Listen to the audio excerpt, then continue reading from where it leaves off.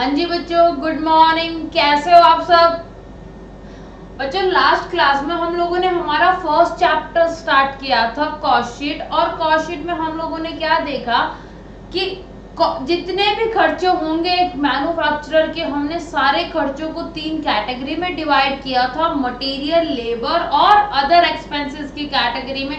Material में कोई भी वस्तु जो टैंजिबल है, जिसको आप छू सकते हो, जिसको आप देख सकते हो, अगर कोई भी वस्तु आई है ऑर्गेनाइजेशन में तो वो क्या कहलाएगी? मेरी मटेरियल। जितना भी वर्क फोर्स है, जितने भी ह्यूमन एफर्ट्स है, वो क्या कहलाएगा? मेरा लेबर। और मटेरियल और लेबर हमारी दोनों स्पेसिफिक कैटेगरी थी। इनके अलावा अगर कोई और खर्चा हो रहा है जो ना मटेरियल है ना लेबर है, वो किस कैटेगरी में आएगा? अदर एक्सपेंसेस की कैटेगरी में। और फिर इनके फर्दर हमने सब पार्ट्स किए थे, डायरेक्ट और इनडायरेक्ट। डायरेक्ट कॉस्ट वो कॉस्ट होती है जिसको हम पर यूनिट आइडेंटिफाई कर सकते हैं, और इनडायरेक्ट कॉस्ट वो कॉस्ट होती है जिसको हम पर यूनिट आइडेंटिफाई नहीं कर सकते। फिर जितने भी डायरेक्ट खर्चे थे उन सबको टोटल कर दे, उन सबको मिला दे, तो कलेक्टिवली हम लोग उसको क्या नाम देते थे? Prime cost. क्या बोलते थे? Prime cost. Prime cost is equal to direct material plus direct labour plus direct expenses. और जितने भी इनडायरेक्ट खर्चे हैं उन सबको हम लोग कलेक्टिवली क्या बोलते हैं? Overheads. Overheads is equal to indirect material plus indirect labour plus indirect expenses. Overheads को बच्चों फर्दर हमने 3 पार्ट्स में क्लासिफाई किया था, factory overhead, office and administration overhead और selling and distribution overhead. Factory overhead में वो सारे इनडायरेक्ट एक्सपेंसेस आएंगे। इनडायरेक्ट एक्सपेंसेस का मतलब indirect material, indirect labour as well as indirect expenses. जितनी भी इनडायरेक्ट कॉस्ट आपके फैक्ट्री में इंकर हो रही है या आपके प्लांट एंड मशीनरी की रनिंग से रिलेटेड है, वो क्या कहलाती है? Factory overhead. Office and administration में अकाउंटिंग से रिलेटेड या एडमिनिस्ट्रेशन से रिलेटेड जितने भी खर्चे हैं वो सारे कहाँ आएंगे? आपके ऑफिस एंड एडमिनिस्ट्रेशन ओवरहेड में। सेलिंग एंड डिस्ट्रीब्यूशन ओवरहेड में क्या आएगा? जितने भी आपकी मार्केटिंग से रिलेटेड खर्चे हैं, सेलिंग से रिलेटेड, डिस्ट्रीब्यूशन से रिलेटेड जितने भी खर्चे हैं वो सारे कहाँ आएंगे? सेलिंग एंड डिस्ट्रीब्यूशन ओवरहेड में। इतना हम लोगों ने लास्ट क्लास में कवर किया था। साथ ही साथ हमने कॉस्ट शीट का फॉर्मेट भी देखा था। मैंने क्या बोला था? कॉस्ट शीट का फॉर्मेट आपको रटने की जरूरत नहीं है। पहले हम सारे डायरेक्ट खर्चे लिख देंगे और उनका टोटल करेंगे तो क्या आ जाएगी? Prime cost, direct material consumed plus direct labour plus direct expenses is equal to prime cost. ठीक है। और इसमें मेन बात हमने क्या देखी थी कि जो डायरेक्ट मटेरियल है वो हमें कौन सा लेना है? कंज्यूम्ड, परचेज्ड नहीं लेना। Direct material consumed. Direct material consumed कैसे आता है? Opening stock of raw material plus purchases of raw material minus closing stock of raw material. और अगर कोई और एक्सपेंडिचर हो रहा है रॉ मटेरियल के परचेज करने से तो हम वो भी क्या कर देंगे? उसमें ऐड कर देंगे। For example carriage inward. ठीक है। और अगर परचेज रिटर्न वगैरह है तो उनको हम लोग क्या कर देंगे? माइनस कर देंगे। जी मैम, यही बातें हम लोगों ने सीखी थी डायरेक्ट खर्चों में। फिर जैसे ही प्राइम कॉस्ट का अमाउंट आया उसमें हम सबसे पहले क्या ऐड करेंगे? Factory overhead. और इनका सीक्वेंस फिक्स था, पहले फैक्ट्री ओवरहेड, फिर ऑफिस एंड एडमिनिस्ट्रेशन ओवरहेड और लास्ट में selling and distribution overhead. Sequence fix किस लिए था? प्रोडक्ट सबसे पहले कहाँ बनेगा? मैम फैक्ट्री में बनेगा, तो सबसे पहले खर्चे भी किसके आएंगे? फैक्ट्री में। जब प्रोडक्ट बन गया तो उसकी अकाउंटिंग वगैरह होगी, उसकी कॉस्ट देखी जाएगी कितनी आ रही है, फिर उसमें प्रॉफिट ऐड होगा, फिर उसकी सेलिंग प्राइस वगैरह कैलकुलेट होगी। मींस बाकी काम कहाँ पे होंगे? ऑफिस में होंगे। तो फैक्ट्री ओवरहेड के बाद कौन से खर्चे लेते थे हम लोग? Office and administration overhead. और लास्ट में कौन से लेते थे? जब प्रोडक्ट मेरा बन के तैयार हो चुका, उसकी अकाउंटिंग वगैरह भी सब कुछ हो गई, अब वो मार्केट में बिकने के लिए रेडी है, तैयार है, तो हम कौन से ओवरहेड्स लेंगे? Selling and distribution overheads. तो प्राइम कॉस्ट में मैं क्या ऐड करूंगी बच्चों? मैम आप प्राइम कॉस्ट में फैक्ट्री ओवरहेड्स ऐड करोगे तो जो कॉस्ट आएगी उसको हम लोग क्या नाम देते थे? Factory cost. क्या नाम देते थे? Factory cost. और उसमें हम लोग एडजस्टमेंट, ये जो अभी फैक्ट्री कॉस्ट आई इसको हम बोलते थे ग्रॉस फैक्ट्री कॉस्ट, और उसमें एडजस्टमेंट करते थे हम WIP के स्टॉक का। मैन्युफैक्चरर के लिए 3 टाइप की इन्वेंट्रीज होती है, रॉ मटेरियल, WIP और फिनिश्ड गुड्स रॉ मटेरियल का एडजस्टमेंट हम लोग मटेरियल कंज्यूम्ड में कर चुके थे। WIP का एडजस्टमेंट हम लोग कहाँ करते थे, ग्रॉस फैक्ट्री कॉस्ट में। ग्रॉस फैक्ट्री कॉस्ट में हम लोग ऐड करेंगे opening stock of WIP less करेंगे क्लोजिंग स्टॉक ऑफ WIP, और क्या आ जाएगा मेरा net factory cost. Factory overhead के खर्चे ऐड हो गए जी मैम। अब किसके खर्चे ऐड करेंगे, ऑफिस एंड एडमिनिस्ट्रेशन ओवरहेड।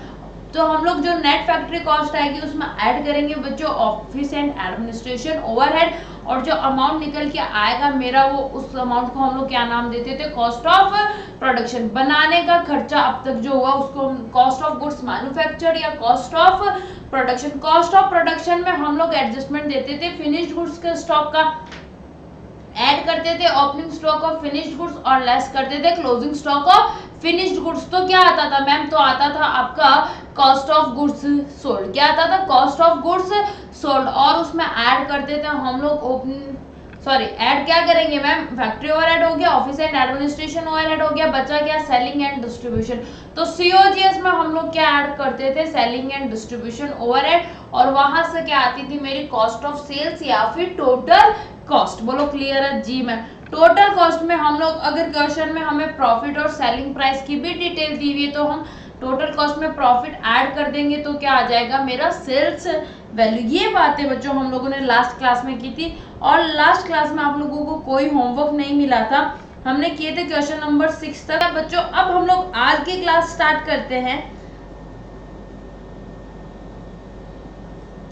सबसे पहले हम ये देखेंगे, पता कुछ आइटम्स ऐसे होते हैं जिनको हम कॉस्ट अकाउंट्स में कंसीडर नहीं करते, ठीक है, जिनको हम सिर्फ और सिर्फ फाइनेंशियल अकाउंट्स में ही कंसीडर करते हैं, कॉस्ट अकाउंट्स में कंसीडर नहीं करते। तो सबसे पहले आपको वो आइटम्स पता होने चाहिए कि वो आइटम्स कौन कौन से, अगर क्वेश्चंस में आ गए वो कॉस्ट शीट बना रहे हो और वो फाइनेंशियल नेचर वाले आइटम्स आ गए तो आपको क्या करना है, उसको इग्नोर करना है, उसको आपको अपनी कॉस्ट शीट में कंसीडर नहीं करना, ठीक है। तो हेडिंग क्या डालोगे आप लोग, items excluded from cost accounts. कौन कौन से ऐसे आइटम्स हैं जिनको हम कॉस्ट अकाउंट से एक्सक्लूड करते हैं।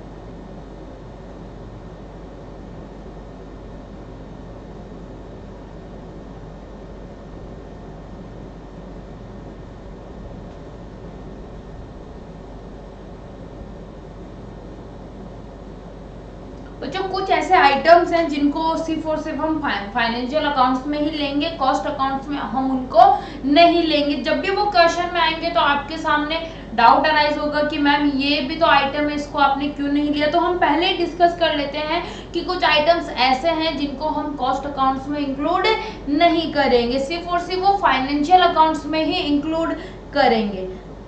There are certain items which are not included,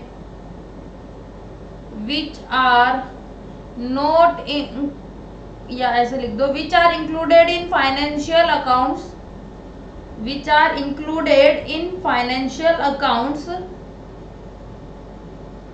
but not in cost accounts. कुछ ऐसे आइटम्स हैं जिनको हम फाइनेंशियल अकाउंट्स में तो इंक्लूड करते हैं बट कॉस्ट अकाउंट्स में हम उनको इंक्लूड नहीं करेंगे, but not in cost accounts. these items fall into 3 categories। हम इन आइटम्स को 3 कैटेगरीज में डिवाइड कर देते हैं बच्चों। फर्स्ट कैटेगरी है अप्रोप्रिएशन ऑफ प्रॉफिट।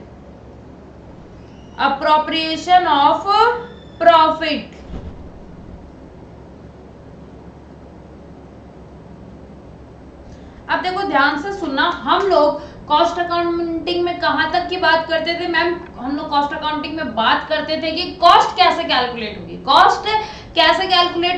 और अगर सेल्स या प्रॉफिट कुछ गिवन है तो हम बैलेंस, जो दूसरा वाला फिगर उसको बैलेंसिंग में कैलकुलेट करते थे। बट बच्चों हमारा मेन मोटिव क्या होता था, कॉस्ट को कैलकुलेट करना। कॉस्ट शीट में हमारा मेन मोटिव क्या होता था, कॉस्ट को कैलकुलेट करना। बट हाँ, कई बार हम प्रॉफिट का अमाउंट भी कैलकुलेट कर लेते थे अगर हमें सेल्स का वैल्यू गिवन था तो। बट बच्चों इस प्रॉफिट का हमें क्या करना है, इस प्रॉफिट का अप्रोप्रिएशन कैसे करना है, उसकी बातें हम लोग कॉस्ट अकाउंट्स में नहीं करेंगे।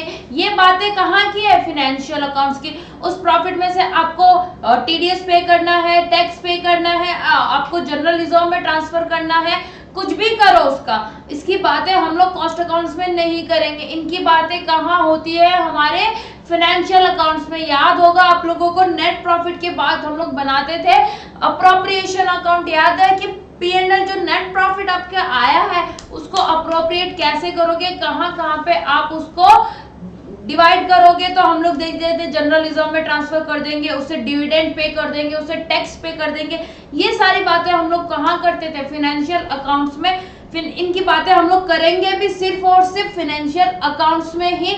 ये कॉस्ट अकाउंट्स का पार्ट नहीं है कि जो प्रॉफिट आया है उसको अप्रोप्रिएट कैसे करना है, कैसे उसको डिवाइड करना है, हमें मतलब नहीं है। हमें मतलब ये है कि टोटल कॉस्ट कितनी आई है।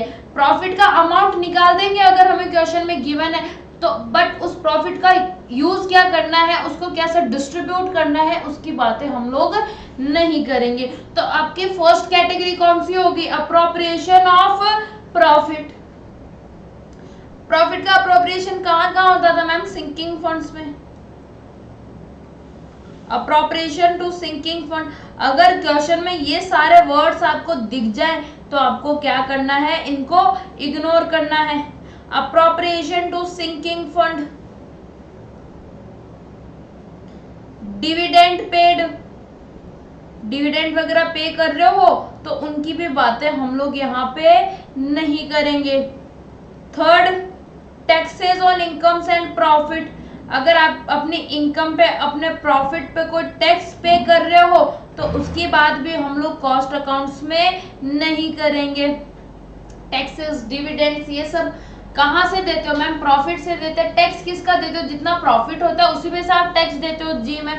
तो बच्चों हम लोग अपने कॉस्ट अकाउंट्स में टैक्स वगैरह की बात नहीं करेंगे। प्रॉफिट का यूज कैसे करेंगे वो सारी बातें हम यहाँ पे नहीं करेंगे। और प्रॉफिट का क्या क्या कर सकते थे मैम, जनरल रिजर्व में भी ट्रांसफर करते थे, ट्रांसफर टू जनरल रिजर्व्स।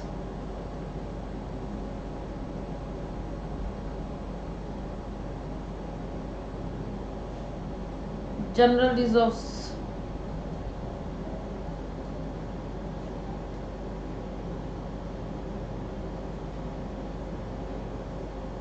अगर कोई ऑर्गेनाइजेशन कोई डोनेशन वगैरह भी करता है तो वो भी हम कंसिडर नहीं करेंगे। डोनेशन कहाँ से करेगा मैम, अपने प्रॉफिट्स में से करेगा।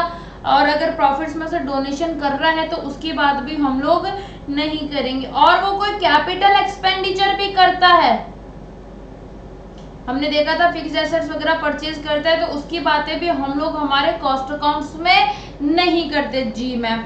अगर वो प्रॉफिट से कोई अमाउंट राइट ऑफ करता है, गुडविल की, प्रिलिमिनरी एक्सपेंसेस की, वो बातें भी हम यहाँ पे नहीं करेंगे। अमाउंट रिटर्न ऑफ गुडविल का, प्रिलिमिनरी एक्सपेंसेस,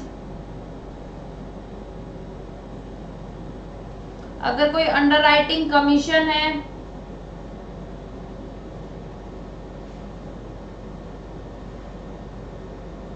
अंडरराइटिंग कमीशन हो गया, डिस्काउंट ऑन डिबेंचर्स, अगर ये सारी बातें भी हमारे क्वेश्चन में गिवन है तो भी हम क्या करेंगे, इनको इग्नोर कर देंगे क्योंकि कॉस्ट अकाउंट में इनकी बातें हम लोग नहीं करते। ईटीसी जो भी अमाउंट आप राइट ऑफ करोगे वो उनको हम किसी को भी कंसिडर नहीं करेंगे। बोलो आई बात समझ में। जी मैम। प्रॉफिट का कोई भी अप्रोप्रिएशन आपको गिवन है आपको उसको इग्नोर करना है, कॉस्ट अकाउंट्स में उसको कंसिडर नहीं करना है। अब हम जाते हैं बच्चों सेकंड कैटेगरी में। अप्रोप्रिएशन ऑफ प्रॉफिट हो गया हमारा। उसके बाद हम जाते हैं मैटर्स ऑफ प्योर फाइनेंस। बच्चों जो आइटम प्योरली फाइनेंशियल नेचर का है, प्योरली फाइनेंशियल नेचर का है, उसको भी हम कंसिडर नहीं करेंगे। हम लोग जो खर्चा रॉ मटेरियल को फिनिश्ड गुड्स में कन्वर्ट करने में आ रहा है, हम लोग सिर्फ और सिर्फ उसी की बातें यहाँ पे करेंगे। Matters of pure finance, matters of pure finance को बच्चों यहाँ पे मैं दो कैटेगरी में डिवाइड कर रही हूँ। फर्स्ट कैटेगरी है प्योरली,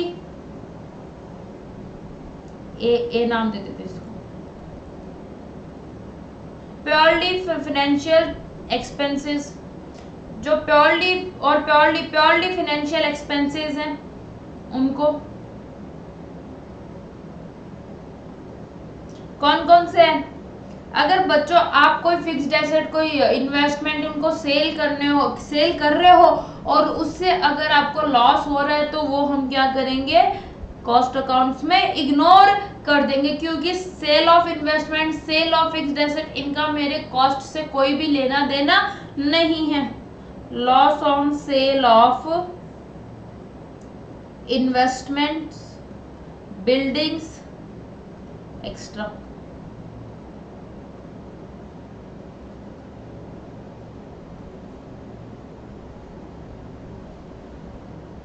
अगर आपने अपनी कंपनी का ऑफिस ट्रांसफर किया है एक जगह से दूसरी जगह में और उसमें खर्चे इंकर हुए हैं तो वो भी हम क्या कर देंगे, इग्नोर कर देंगे।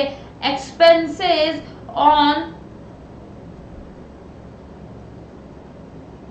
Transfer of companies office,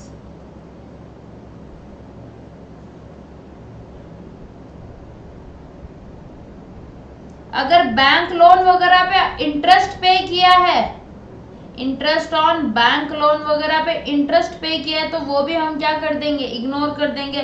bank loan, debentures, mortgage, किसी पे भी इंटरेस्ट पे किया है तो वो भी क्या होगा, इग्नोर। फोर्थ, अगर कोई डैमेजेस वगैरह आपने पे किए हैं, डैमेजेस पेबल, कोई पेनल्टीज एंड फाइन्स पे किए हैं,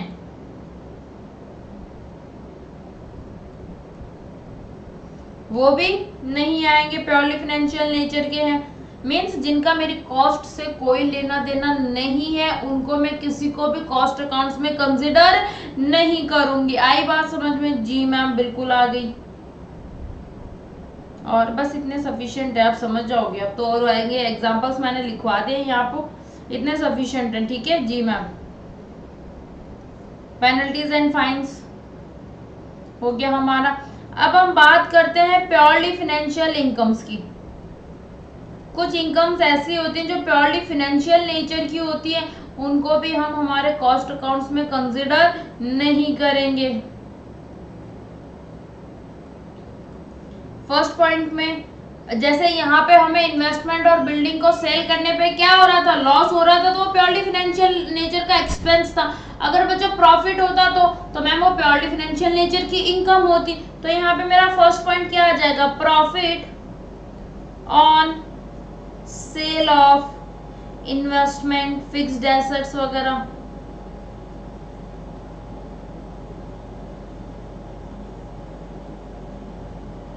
अगर कोई रेंट वगैरह आपको रिसीव हुआ है, डिविडेंड रिसीव हुआ है, इंटरेस्ट रिसीव हुआ है, interest, dividend, extra received on investment,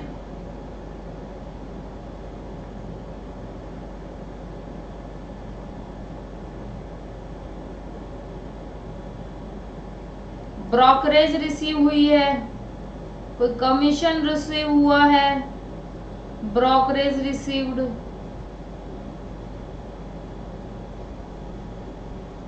discount commission received,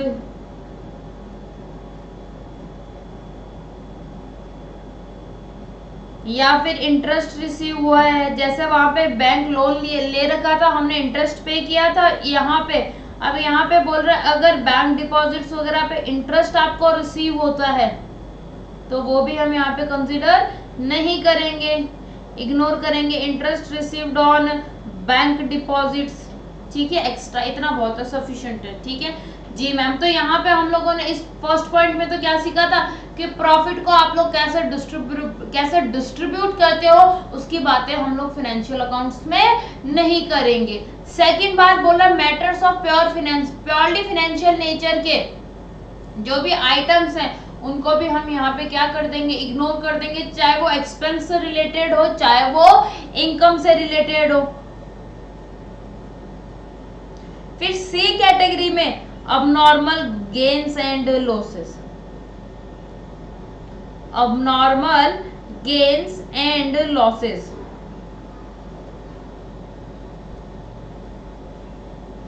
यहाँ पे मैं पर्टिकुलरली कुछ लिखवाऊंगी नहीं abnormal gains and losses का, कि अगर कोई सेल फिक्स्ड एसेट को सेल करने पे आपको लॉस हो रहा है या प्रॉफिट हो रहा है तो वो सारी चीजें क्या है मेरे लिए अबनॉर्मल है, हम उनको कंसिडर नहीं करेंगे। मैम एक बात बताओ, इनको कॉस्ट अकाउंट्स में कंसिडर क्यों नहीं करते हैं? बच्चों ध्यान से सुनना, हमने 3 कैटेगरी में डिवाइड किया है वो आइटम जो हमारे कॉस्ट अकाउंट्स में नहीं आएंगे। कौन कौन से ma'am? First appropriation of profit, second matters of pure finance और third abnormal gains and losses. देखो मैम हम लोग इनको कंसिडर क्यों नहीं करते, आपके माइंड में क्वेश्चन आया होगा, तो मैं उसका रिप्लाई आप लोगों को करती हूँ। फॉर एग्जाम्पल मैंने डिविडेंड पे किया, मेरी ऑर्गेनाइजेशन है, मैन्युफैक्चरर हूँ, मैंने डिविडेंड पे किया। बच्चों जिस टाइम के लिए डिविडेंड पे हुआ है अगर मैं उसको कॉस्ट, सपोज करो 3 साल तक डिविडेंड देना था, 3 साल तक मैंने डिविडेंड दे दिया, ठीक है, या इंटरेस्ट वगैरह पे करना था, इंटरेस्ट वगैरह मैंने पे कर दिया 3 इयर्स तक।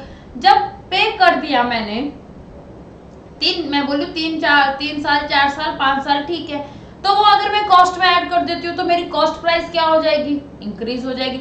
और जिस दिन से मैंने देना बंद कर दिया तो मैं क्या करूंगी, उसको अपनी कॉस्ट प्राइस में ऐड नहीं करूंगी। तो हम देख रहे हैं कुछ टाइम तक तो मेरी कॉस्ट प्राइस बढ़ेगी तो सेलिंग प्राइस भी क्या बात है बढ़ेगी, क्योंकि हमने देखा मैन्युफैक्चरर अपना प्रॉफिट कम नहीं करेगा। तो अगर कॉस्ट प्राइस बढ़ रही है सेलिंग प्राइस भी बढ़ेगी, तो हम क्या देख रहे हैं कि कुछ टाइम तक तो मार्केट में मेरी सेलिंग प्राइस बढ़ रही है, कुछ टाइम बाद मार्केट में सेलिंग प्राइस क्या हो जाएगी, कम। जब डिविडेंड देंगे तो वो इंटरेस्ट पे करेंगे तो वापस बढ़ जाएगी, ऐसा होता है। मींस नॉर्मल नेचर के आइटम्स नहीं है। अब नॉर्मल मीन जो रेगुलर नहीं होते, जो कभी कभी होते हैं, और जो कभी कभी होते हैं उनको हम कंसिडर नहीं कर सकते, क्योंकि जो कभी कभी होंगे उनसे मेरी कॉस्ट क्या होगी, बढ़ जाएगी। कॉस्ट बढ़ जाएगी तो सेलिंग प्राइस भी बढ़ेगी, और हम नहीं चाहते कि मार्केट में हम सेलिंग प्राइस एक बार इंक्रीज करें एक बार डिक्रीज, फ्लक्चुएशन नहीं पसंद कस्टमर्स को। वो क्या चाहते हैं, एटलीस्ट एक सेलिंग प्राइस फिक्स तो होना चाहिए। जी मैम बिल्कुल, इसलिए जो अबनॉर्मल नेचर के आइटम्स होते हैं हम लोग उनको कंसिडर यहाँ पे नहीं करेंगे। ओके मैम, आ गया समझ में, ठीक है। कौन कौन से आइटम्स ऐसे हैं जो हम लोग कॉस्ट अकाउंट से एक्सक्लूड करते हैं, वो सारी बातें हमने यहाँ पे की है। जी मैम आ गया समझ में। अब आते हैं बच्चों क्वेश्चन पे। क्वेश्चन नंबर 7 पे आओ। Following details are provided by Messrs. Jia Private Limited for the quarter ending 30th September 2018। आपको एक क्वार्टर की इंफॉर्मेशन गिवन है। कौन से क्वार्टर की, जो 30 सितंबर को एंड हो रहा है। मीन्स आपको जो इंफॉर्मेशन गिवन है वो जुलाई टू सितंबर की इंफॉर्मेशन आपको गिवन है। Okay ma'am. डायरेक्ट एक्सपेंसेस दिया हुआ है 1,80,000। Direct wages being 175% of factory overheads। देखो इसका मतलब क्या हो गया, डायरेक्ट वेजेस का अमाउंट आपको दे दिया बच्चों कितना, 2,57,250। आपको बोल दिया कि डायरेक्ट वेजेस कितना है, 2,57,250, और बोल दिया कि जो डायरेक्ट वेजेस है ये कितना है, फैक्ट्री ओवरहेड्स का 175%। मींस 175% ऑफ फैक्ट्री ओवरहेड्स कितना है मेरा, डायरेक्ट वेजेस के इक्वल। और डायरेक्ट वेजेस कितना है, 257,250। तो फैक्ट्री ओवरहेड कितना हो गया मैम, 257,250 डिवाइडेड बाई 175। 5%। ठीक है, हमारा फैक्ट्री ओवरहेड का यहाँ पे अमाउंट आ जाएगा। अब कुछ स्टूडेंट क्या करते हैं, फैक्ट्री ओवरहेड कैसे कैलकुलेट करेंगे, जो डायरेक्ट वेजेस है उस पे 175% मल्टीप्लाई कर देंगे। बच्चों ये गलती नहीं करनी, यहाँ पे ये बोल रहा है being 175% of factory overhead. Factory overhead direct wages का 175% है, तो direct wages is equal to 175% of factory overhead, और यहाँ से हम लोग हमारा फैक्ट्री ओवरहेड का अमाउंट डिराइव करेंगे। फिर आपको दिया हुआ है कॉस्ट ऑफ गुड्स सोल्ड। बच्चों हम जब भी कॉस्ट शीट बनाते हैं तो हम लोग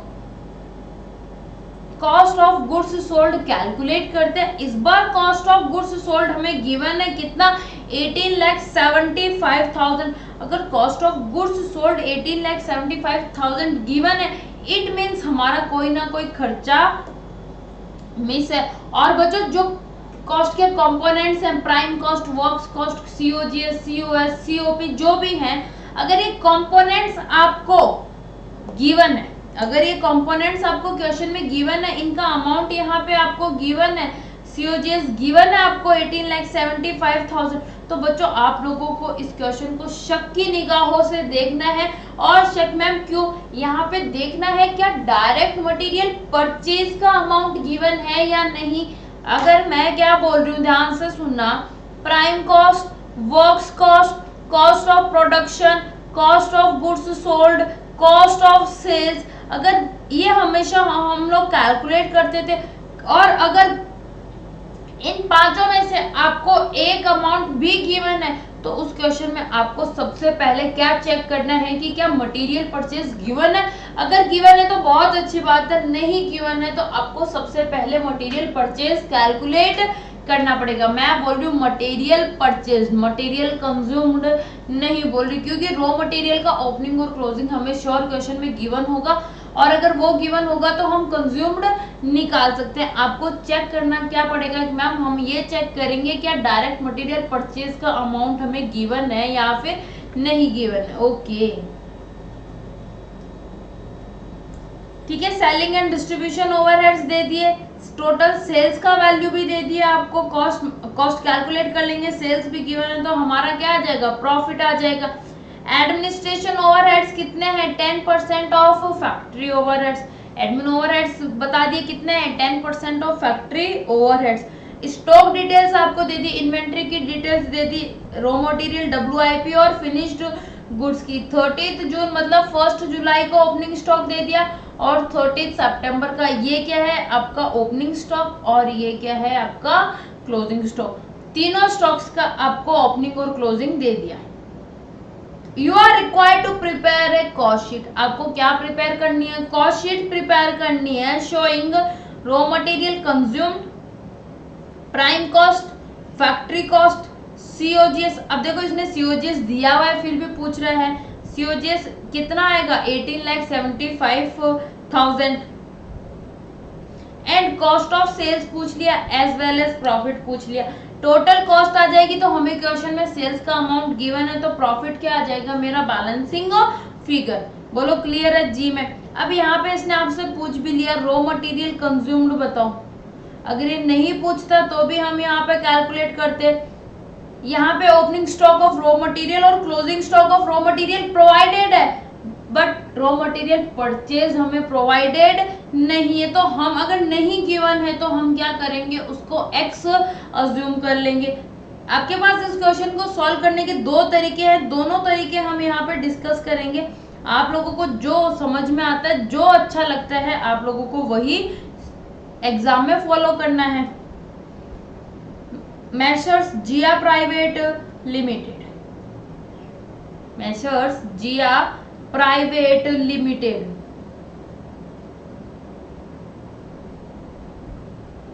कॉस्ट शीट बना रहे हैं हम for the quarter ending 30 September. Quarter की कॉस्ट शीट बनानी है, क्वार्टर का डाटा मेरे को गिवन है यहाँ पे, for the quarter ending 30 September, year given है 2018। जी मैम, ये मेरे पर्टिकुलर्स का कॉलम, ये मेरे अमाउंट का कॉलम। सबसे पहले क्या लिखेंगे मैम, डायरेक्ट मटेरियल। क्या लिखेंगे, डायरेक्ट मटेरियल कंज्यूम्ड। अब डायरेक्ट मटेरियल कंज्यूम्ड हमें गिवन ही नहीं है, तो हम क्या अज्यूम कर लेंगे, इसको एक्स अज्यूम कर लेंगे। क्या अज्यूम कर लेंगे, एक्स अज्यूम कर लेंगे। मैम आपने बोला था परचेज को एक्स अज्यूम करना, ठीक है परचेज को एक्स अज्यूम कर लेते हैं। ठीक है, डायरेक्ट मटेरियल परचेज को एक्स अज्यूम कर लो।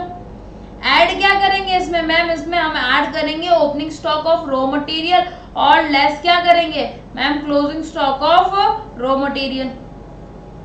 रॉ मटेरियल का ओपनिंग स्टॉक कितना है बच्चों मैम, 2,45,600। कितना है, 2,45,600। और क्लोजिंग स्टॉक कितना है, 2,08,000।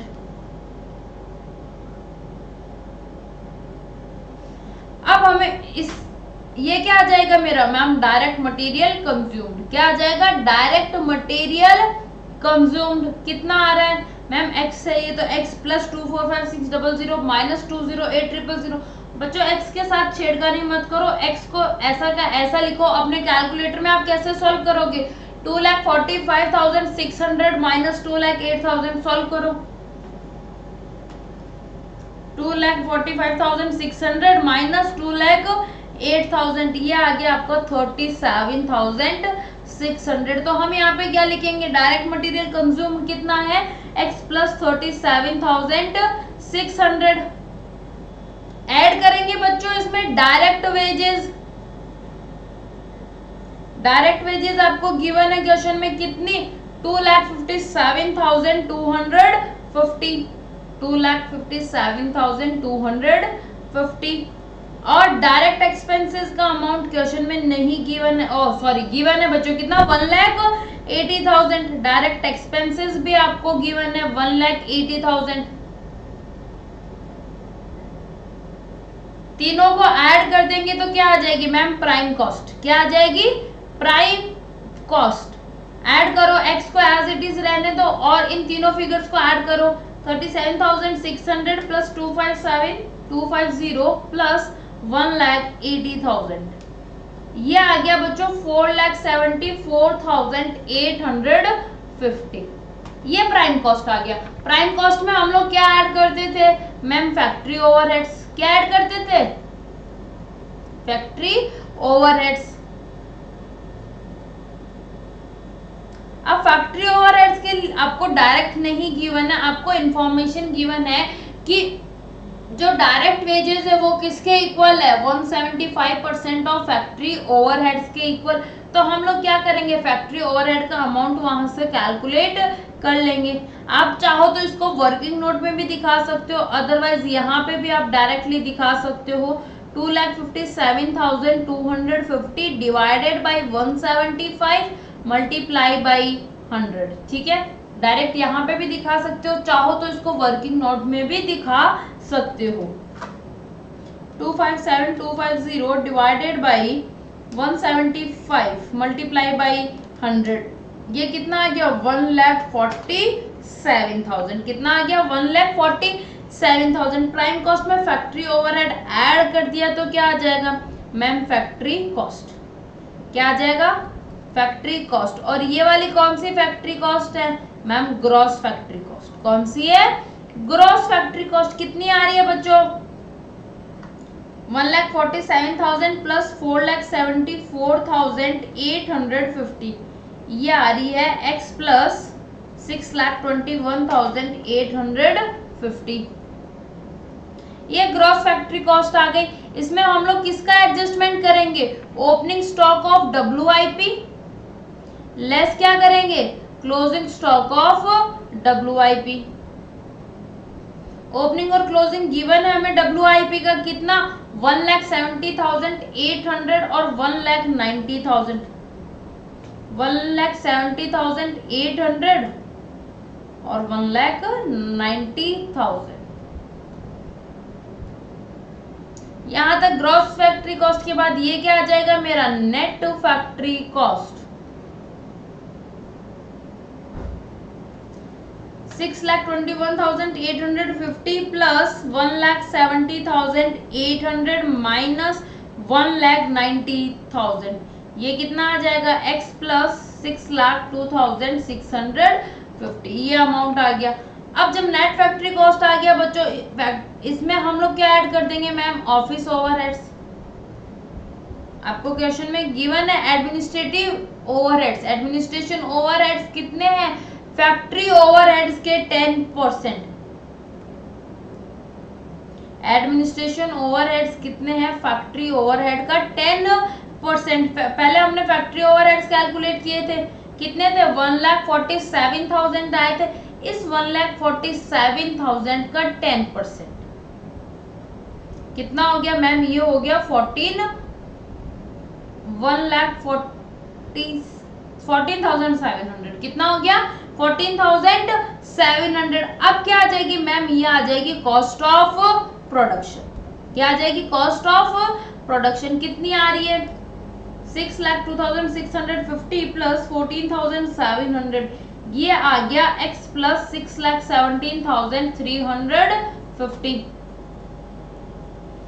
कॉस्ट ऑफ प्रोडक्शन आ गया। अब हम क्या ऐड कर देंगे मैम, ऐड करेंगे opening stock of finished goods, less करेंगे हम लोग closing stock of finished goods.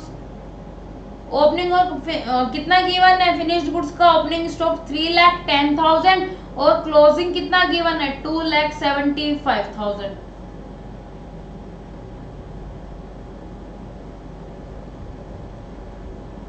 तो ये क्या आ जाएगा मेरा, cost of goods sold, COGS, cost of goods sold 6,17,350 plus 3,10,000 minus 2,75,000, ये कितना आ जाएगा 6,52,350, ये आ गया बच्चों आपका COGS x प्लस। अब आपको इस x को आगे नहीं लेके जाना, क्यों मैम, क्योंकि बच्चों आपको क्वेश्चन में COGS का अमाउंट गिवन था कितना, 18,75,000, कितना गिवन है, 18,75,000। तो अब यहां से हम लोग क्या करेंगे, x का वैल्यू कैलकुलेट करेंगे। COGS is equal to x plus 6,52,350 और क्वेश्चन में साफ साफ गिवन है कि COGS कितना है, 18,75,000, तो x प्लस 6,52,350। अब x का अमाउंट निकालेंगे, कितना आ जाएगा, 18,75,000 माइनस 6,52,350, कितना आ गया मैम, ये आ गया 12,22,650, कितना आ गया 12,22,650। अब हमारे पास रॉ मटेरियल परचेज का वैल्यू आ गया। जब रॉ मटेरियल परचेज का वैल्यू आ जाएगा बच्चों, एक्स का वैल्यू आ जाएगा, उसके बाद हम ये एज अ वर्किंग नोट की तरह था, ये जो अभी मैंने कॉस्टशीट बनाई ये क्या है मेरी वर्किंग नोट की तरह। अब हम क्या बनाएंगे, इसकी एक फेयर बनाएंगे, इसका क्या करेंगे, एक फेयर कॉस्टशीट बनाएंगे जहां पे हम लोग लिखेंगे, मैं इसी में बना रही हूँ, आपको अलग से बनाना है। डायरेक्ट मटेरियल परचेज कितना है मैम, 12,22,650, 12,22,650 क्या आ गया direct material purchase. Opening stock add कर देंगे, क्लोजिंग स्टॉक माइनस कर देंगे, तो ये आ जाएगा मेरा डायरेक्ट मटेरियल कंज्यूम्ड का वैल्यू 12,22,650 प्लस 245,600 माइनस 2,08,000, ये कितना आ जाएगा 12,60,250। क्लियर है जी मैम। इसमें हम लोग क्या करेंगे, डायरेक्ट वेजेस ऐड कर देंगे और डायरेक्ट एक्सपेंसेस भी ऐड कर देंगे, तो मेरा क्या आ जाएगा, प्राइम कॉस्ट कितना आ रहा है,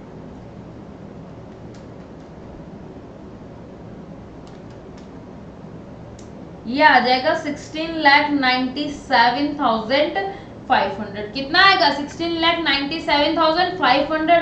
और बच्चों इसमें फैक्ट्री ओवरहेड्स ऐड कर देंगे, कितना है 1,47,000 7000, तो मेरी ग्रॉस फैक्ट्री कॉस्ट कितनी आ जाएगी?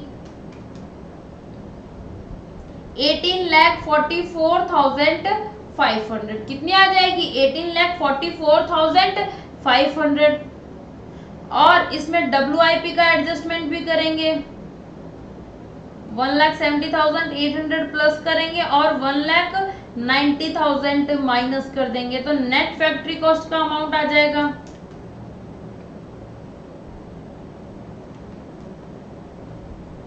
18,25,300। इसमें ऐड कर देंगे 14,700। ये कितना आ जाएगा? 18,40,000। कितना आ जाएगा? 18,40,000। ऐड करेंगे 3,10,000 और 2,75,000 माइनस करेंगे।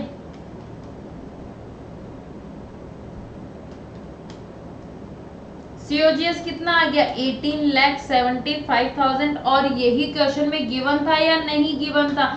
जी मैम बिल्कुल यही गिवन था। और बच्चों ये गिवन था तो यही आना चाहिए था, मीन्स आपकी जो कैलकुलेशन है वो टोटली सही है। बोलो क्लियर है? जी मैम COGS तक आ गया। अब हम क्या ऐड कर देंगे इसमें? Selling and distribution overheads. Selling and distribution overheads कितने हैं आपके? 60,000। मैं यहाँ से ये वर्किंग नोट इरेज कर रही हूँ, आप लोग वीडियो पॉज करके इस वर्किंग नोट को नोट डाउन करेंगे। और ये वर्किंग नोट नोट डाउन करने के बाद ही आपको फेयर कॉस्ट शीट बनानी है। Okay ma'am.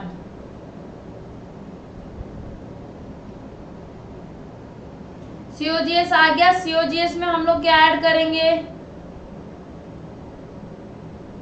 मैम? हम लोग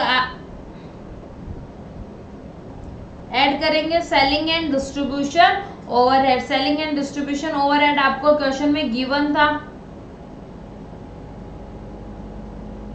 कितना? 60,000। तो 60,000 ऐड कर देंगे।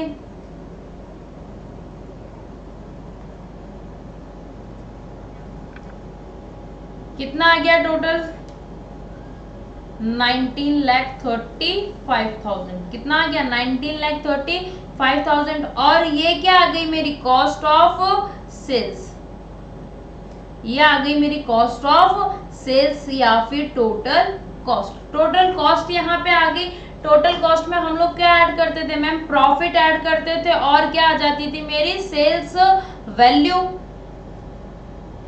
सेल्स वैल्यू आपको क्वेश्चन में गिवन है बच्चों। मैंने क्या किया था? प्रॉफिट या सेल्स में से आपको एक फिगर गिवन होगा। सेल्स गिवन है कितना? 22,10,000 का। 22,10,000 का। अब प्रॉफिट हमारा क्या आ जाएगा? Balancing figure. 22,10,000 माइनस 19,35,000 कितना आ जाएगा? ये 2,75,000। बोलो आगे आई बात समझ में? जी मैम आ गई। हमने इस क्वेश्चन में क्या देखा था बच्चों? ध्यान से सुनना। हमने इस क्वेश्चन में देखा था कि हमें COGS का अमाउंट गिवन था और रॉ मटेरियल परचेज का हमारा अमाउंट क्या था? मिसिंग था। तो हमने क्या कर लिया? उसको X अज्यूम कर लिया और उसके बाद हमने पूरी कॉस्ट शीट बना ली। और कहाँ तक बनाई हमने? जब तक हम COGS तक नहीं पहुंच गए। अगर बच्चों क्वेश्चन में आपको COGS की जगह COP गिवन होता, कॉस्ट ऑफ प्रोडक्शन गिवन होता, तो हम लोग क्या करते हैं? हमारे इस रफ वर्कशीट को, वर्किंग नोट को सिर्फ यहीं तक बनाते। बट यहाँ पे क्वेश्चन में हमें क्या गिवन था? COGS। तो हम हमारे इस वर्किंग नोट को कहाँ तक लेके जाएंगे? COGS तक। और COGS एक बार X में आ जाएगा हमारा, उसके बाद हम क्या कर देंगे? इसको इक्वल कर देंगे 18,75,000 की। बोलो आई बात समझ में? जी मैम आ गई। और वहां से हमारे पास क्या कैलकुलेट आ जाए, क्या निकल जाएगी? कौन सी वैल्यू निकल जाएगी मैम? हमारे पास आ जाएगी रॉ मटेरियल परचेज की वैल्यू। और जैसे ही रॉ मटेरियल परचेज की वैल्यू आ गई, मेरे पास सारी अमाउंट्स आ जाएंगी या नहीं? ये वर्किंग नोट था हमारा।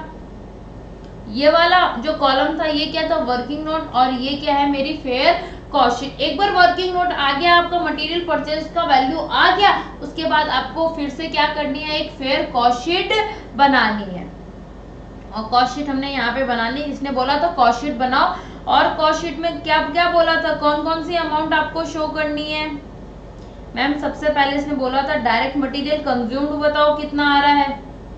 फिर बोला था बताओ प्राइम कॉस्ट कितना आ रहा है, प्राइम कॉस्ट भी बता दिया हमने। और क्या क्या पूछा था मैम, फैक्ट्री कॉस्ट, सीओजीएस और cost of sales. Factory cost कितनी आ रही है बच्चों, ये फैक्ट्री कॉस्ट यहाँ पे पूछ रहा है, इट मीन्स ये नेट फैक्ट्री कॉस्ट की बात कर रहा है। नेट फैक्ट्री कॉस्ट कितनी है 18,25,300। सीओपी उसने पूछा नहीं तो हम यहाँ पे हाईलाइट नहीं करेंगे। सीओजीएस इसने पूछा भी था और साफ साफ क्वेश्चन में दे भी रखा है कि 18,75,000 है।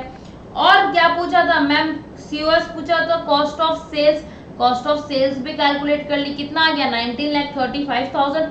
और प्रॉफिट पूछा था, प्रॉफिट भी आ गया एज अ बैलेंसिंग फिगर। बोलो यहाँ तक कोई डाउट है बच्चों?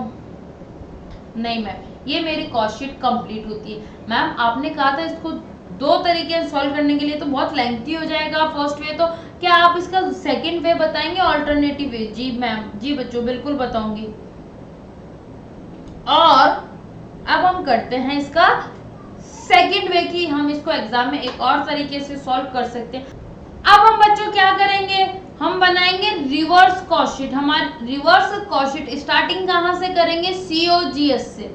किससे स्टार्ट करेंगे, सीओजीएस से। सीओजीएस का अमाउंट मेरे को गिवन था 18,75,000, जो अमाउंट गिवन है उसी से हम लोग क्या करेंगे, स्टार्ट कर देंगे। सीओजीएस में हम ये रिवर्स करेंगे, ये ऐड हो जाएगा, जो ऐड हो रहा था वो माइनस हो जाएगा, और जो माइनस हो रहा था वो क्या हो जाएगा, ऐड हो जाएगा। तो सीओजीएस में मैं ऐड करूंगी closing stock of finished goods और माइनस करूंगी opening stock of finished goods.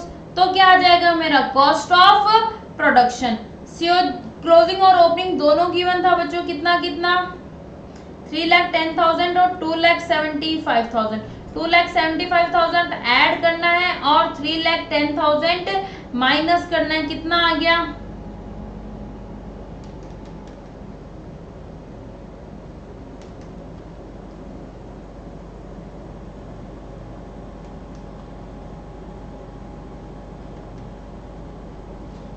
ये आ गया बच्चों आपका 18,40,000। कितना आ गया, 18,40,000। जी मैम, सीओपी आ गया। अब देखो सीओपी के बाद कहाँ है सीओपी, ये आ गया। अब हम रिवर्स चल रहे हैं तो ये ऐड हो रहा है, तो इसको हम लेस कर देंगे, और लेस करने के बाद जो फिगर आएगा वो क्या होगा, नेट फैक्ट्री कॉस्ट। यहाँ पे हम लोग लेस कर देंगे एडमिनिस्ट्रेशन ओवरहेड्स, एडमिनिस्ट्रेशन ओवरहेड्स। और एडमिनिस्ट्रेशन ओवरहेड्स कितना था, फैक्ट्री ओवरहेड्स का 10%, 10% ऑफ 1,47,000। तो ये कितना आ गया 14,700। और यहाँ पे क्या आ गया मेरा नेट फैक्ट्री कॉस्ट,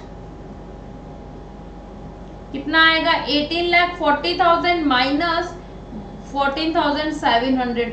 ये आ गया बच्चों 18,25,300। नेट फैक्ट्री कॉस्ट के बाद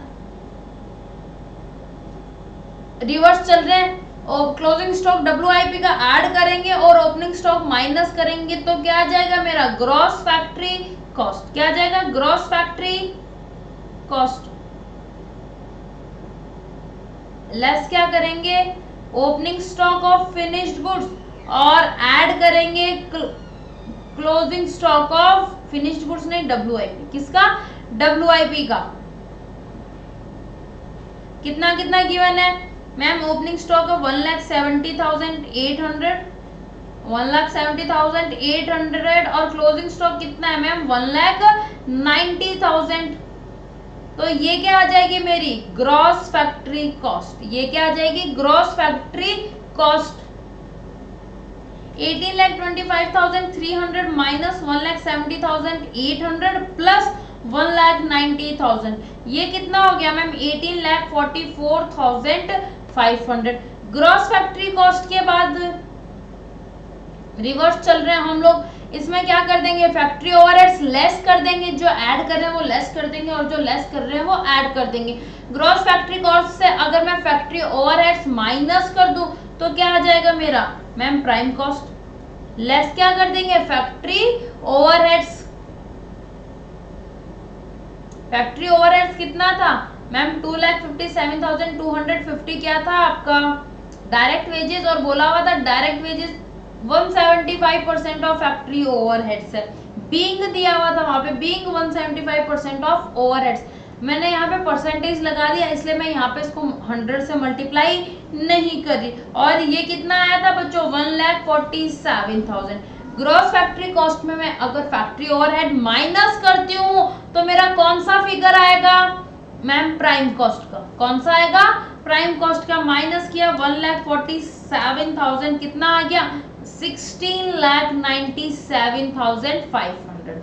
कितना आ गया 16,97,500। अब देखो प्राइम कॉस्ट किस किस से मिलके बना हुआ था ma'am, direct material consumed, direct wages और डायरेक्ट एक्सपेंसेस से। डायरेक्ट वेजेस और डायरेक्ट एक्सपेंसेस का मेरे को अमाउंट गिवन था, अगर मैं प्राइम कॉस्ट में से ये दोनों लेस कर देती हूँ बच्चों तो कौन सा फिगर आ जाएगा मैम, डायरेक्ट मटेरियल कंज्यूम्ड का। ये आ गया मेरा डायरेक्ट मटेरियल कंज्यूम्ड। अब देखो क्वेश्चन में आपको डायरेक्ट मटेरियल कंज्यूम पूछा हुआ था, आप चाहो तो इसको यहीं तक छोड़ सकते हो, ठीक है। डायरेक्ट वेजेस कितना था 2,57,250 और डायरेक्ट एक्सपेंसेस का अमाउंट कितना था 1,80,000। तो मटेरियल कंज्यूम्ड का फिगर आ गया आपका 12,60,250।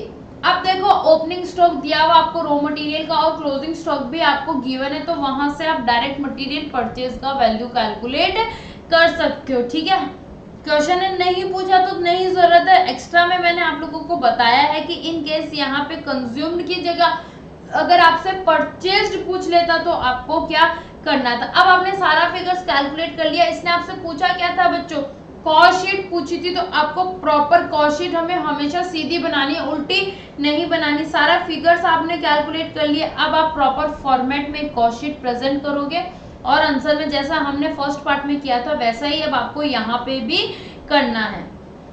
आई बात समझ में, जी मैम आ गई। और जब कॉस्ट शीट प्रेजेंट करोगे तो वहां पे आप अलग से दिखाना, जरूर दिखा देना कि परचेज्ड का फिगर इतना आया है। नहीं दिखाओगे तो भी चलेगा, बट मैं चाहती हूँ कि आप शो कर देना सो दैट वैल्यूएटर को कहीं भी मौका नहीं मिले कि आपके मार्क्स वो डिडक्ट कर ले। मैम ये इतना सीधा सा तरीका था, आपने क्या x x x x assume करके वहां पे पहला फर्स्ट वे करवाया था। बच्चों मैंने फर्स्ट वे इसलिए करवाया था क्योंकि कुछ स्टूडेंट्स क्या सोचते हैं मैम जब हम सीधे सीधे ही जा सकते थे तो उल्टे उल्टे क्यों जा रहे हो, जब हम सीधे सीधे ही जा सकते थे वहां पे तो आप उल्टे उल्टे क्यों जा रहे हो, क्यों रिवर्स कॉस्ट शीट बना रहे हो, क्या जरूरत है। तो ये उन स्टूडेंट्स के लिए थी जो सीधा सीधा जाना पसंद करते हैं, जिनको रिवर्स गियर पसंद नहीं। आई बात समझ में, जी मैम। आप एग्जाम में दोनों मेथड में से एक ही मेथड, एक ही वे आपको वहां पे करके आना है, जो आप लोगों को इजी लगे वो आप करके आओगे। वर्किंग नोट में या तो ये बना के आओगे या फिर अभी जो हमने फर्स्ट किया था ये पूरा एक्स अज्यूम करके वो आप लोग वर्किंग नोट में बना के आओगे। और फेयर प्रेजेंटेशन में वर्किंग नोट जब हमारा आंसर कंप्लीट होता है तो हम उसके एंड में बनाएंगे, हमेशा ध्यान रखना। वर्किंग नोट हमेशा कहाँ बनाएंगे, उसके एंड में बनाएंगे।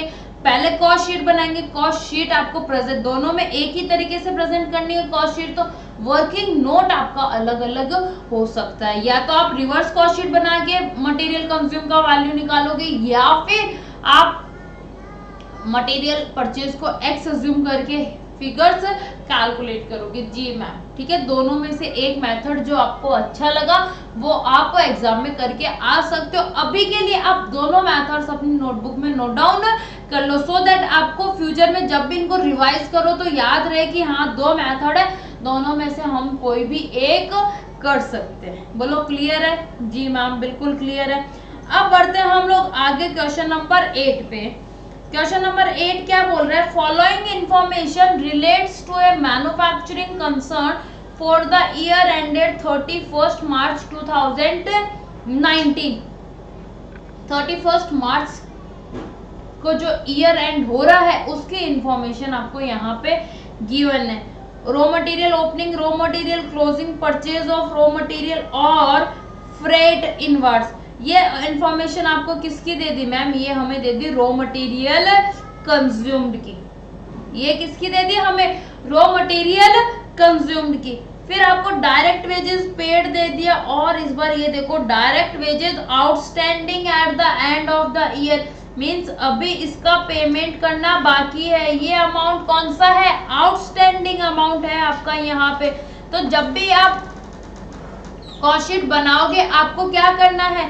पूरा डायरेक्ट वेजेस का अमाउंट दिखाना है। जितना भी आपका डायरेक्ट वेजेस का अमाउंट है, जिसका बेनिफिट आपने इस पीरियड में कंज्यूम किया है, वो पूरा का पूरा ही आपको शो करना है। आप ये पे कब भी करो उससे हमें मतलब नहीं है, हमें ये मतलब है कि इस पीरियड में, इस ईयर में आपने लेबर का बेनिफिट कितना कंज्यूम किया है और उसके लिए आपको पेमेंट कितना करना है। तो इन दोनों का टोटल हम डायरेक्ट वेजेस में की अमाउंट में शो करेंगे। फैक्ट्री ओवरहेड्स आपको दे दिया कितना? 20% ऑफ प्राइम कॉस्ट। WIP दे दिया ओपनिंग और क्लोजिंग, ठीक है। यहाँ पे रॉ मटेरियल का दे दिया, यहाँ पे WIP का भी ओपनिंग और क्लोजिंग आपको दे दिया। एडमिनिस्ट्रेशन ओवरहेड्स आपको यहाँ पे दे दिया 1,73,000। डिस्ट्रीब्यूशन एक्सपेंस दिए हुए हैं और क्या बोला हुआ है? ₹16 पर यूनिट। हमने देखा था जब भी सेलिंग एंड डिस्ट्रीब्यूशन एक्सपेंसेस आपको पर यूनिट वाइज गिवन होंगे तो हम लोग क्या करेंगे? उसको नंबर ऑफ यूनिट्स सोल्ड से मल्टीप्लाई कर देंगे। क्वेश्चन में आगे पक्का कहीं ना कहीं इंफॉर्मेशन जरूर दी हुई होगी नंबर ऑफ यूनिट्स सोल्ड की। फिनिश्ड स्टॉक ओपनिंग दिया हुआ है 1217 यूनिट्स और ये उसका वैल्यू दिया हुआ है। अब देखो ओपनिंग दिया हुआ है, क्लोजिंग की कहीं बात ही नहीं कर रहा। देखते हैं क्वेश्चन में आगे क्या कहीं इसने क्लोजिंग फिनिश्ड स्टॉक दिया है। Sale of scrap of material 8000। अब देखो मैम ये तो सेल है, इनकम है, तो इनकम को तो हम कभी भी कॉस्ट अकाउंट्स में रिकॉर्ड नहीं करते हैं, कभी भी कॉस्ट अकाउंट्स में रिकॉर्ड नहीं करते हैं। बच्चों ध्यान से सुनना, अगर जिन खर्चों की हम बात कर रहे हैं और अगर उनसे रिलेटेड कोई छोटी मोटी इनकम होती है तो उस वजह से हमारा खर्चा क्या हो जाता है? कम हो जाता है। तो जो खर्चों से रिलेटेड छोटी मोटी इनकम है वो हम वहां पे शो करेंगे। तो जब हम रॉ मटेरियल कंज्यूम्ड का फिगर कैलकुलेट करेंगे वहां यहाँ पे हम लोग क्या करेंगे? ये अमाउंट ऐड करेंगे, ये भी ऐड करेंगे, ये भी ऐड करेंगे, ये क्या करेंगे? माइनस करेंगे और ये भी क्या कर देंगे? माइनस कर देंगे। क्यों? क्योंकि इससे मेरा मटेरियल का खर्चा क्या हो जाएगा? कम हो जाएगा। तो जो छोटी मोटी इनकम हो रही है किसी खर्चे से रिलेटेड तो वो हम वहीं पे माइनस कर देंगे, क्योंकि उससे हमारा खर्चा क्या हो जाएगा? कम हो जाएगा। ठीक है मैम, समझ गए। अलग पॉइंट था इसमें, एक तो डायरेक्ट वेजेस वाला पॉइंट अलग था और एक स्क्रैप वाला पॉइंट अलग था। अब देखो एक पॉइंट जो सबसे बढ़िया है वो अब आएगा क्वेश्चन में। Firm produced 14,000 units of output during the year. Total production पूरे साल में कितने यूनिट्स का हुआ? 14,000 का। ठीक है मैम, ये हुआ production. The stock of finished goods at the end of the year is valued at cost of production. जो फिनिश्ड गुड्स का स्टॉक था उसको आप किस पे वैल्यू करोगे? COP पे, कॉस्ट ऑफ प्रोडक्शन में। आपको फिनिश्ड गुड्स का क्लोजिंग का वैल्यू ही नहीं गिवन है। आपको क्या बोला है? ना तो यूनिट्स गिवन है ना रेट पर यूनिट गिवन है। बोल रहा है आपको वैल्यूएशन किस पे करना है? कॉस्ट ऑफ प्रोडक्शन पे। तो वैल्यूएशन तो तब करेंगे जब हमारे पास यूनिट्स होगी, यूनिट्स ही नहीं है तो हम वैल्यूएशन कैसे करेंगे? The firm sold 14,153 units at A price of 618 per unit during the year. क्या बोल रहा है? फर्म ने पूरे साल में कितनी यूनिट सेल आउट किए मैम? 14,153 यूनिट सेल आउट की है। आपको सेल्स का बता दिया, इतनी नंबर ऑफ यूनिट्स सोल्ड हुई है और सेलिंग प्राइस पर यूनिट भी आपको बताया हुआ है। तो टोटल सेल्स का वैल्यू आ जाएगा। जी मैम बिल्कुल आ जाएगा। सेल्स का वैल्यू क्वेश्चन में गिवन है तो हम लोग क्या करेंगे? प्रॉफिट का balancing as a balancing figure calculate कर लेंगे। बच्चा प्रोडक्शन 14,000 है। अब देखो कहीं भी क्वेश्चन में फिनिश्ड स्टॉक का क्लोजिंग बैलेंस नहीं गिवन है तो आपको क्या करना है? वो कैलकुलेट करना है। देखो प्रोडक्शन पूरे साल में कितने यूनिट्स का किया? 14,000 का, प्लस पहले से कितनी बड़ी थी? ओपनिंग कितनी थी? 1217 यूनिट्स।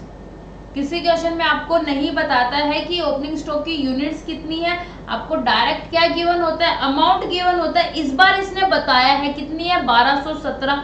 क्यों बताया, क्योंकि हमें क्लोजिंग स्टॉक कैलकुलेट करना था फिनिश्ड गुड्स का। प्रोडक्शन 14,000 का था, 1217 ऑलरेडी मेरे पास रखी हुई थी, तो टोटल कितनी है अवेलेबल है मैम, 15,217 यूनिट्स अवेलेबल थी फॉर सेल। कितनी अवेलेबल थी, 15,217 यूनिट्स अवेलेबल फॉर सेल।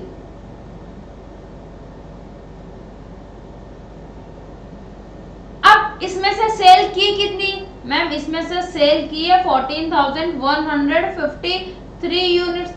तो बच्चों बाकी क्या है मैम, जो बच गई वो कहाँ पे, मेरे क्लोजिंग स्टॉक में, वो क्या है मेरा क्लोजिंग स्टॉक। तो 15,217 माइनस 14,153, क्लोजिंग स्टॉक की यूनिट्स कितनी आ गई मैम, 1064। क्लोजिंग स्टॉक की यूनिट्स आ गई 1064, बट हमें यूनिट्स नहीं चाहिए होती, हमें क्या चाहिए होता है मैम, वैल्यू चाहिए होती है। अब तक क्वेश्चन में डायरेक्ट वैल्यू दी हुई थी हमें, बट इस बार क्वेश्चन में वैल्यू नहीं दी हुई।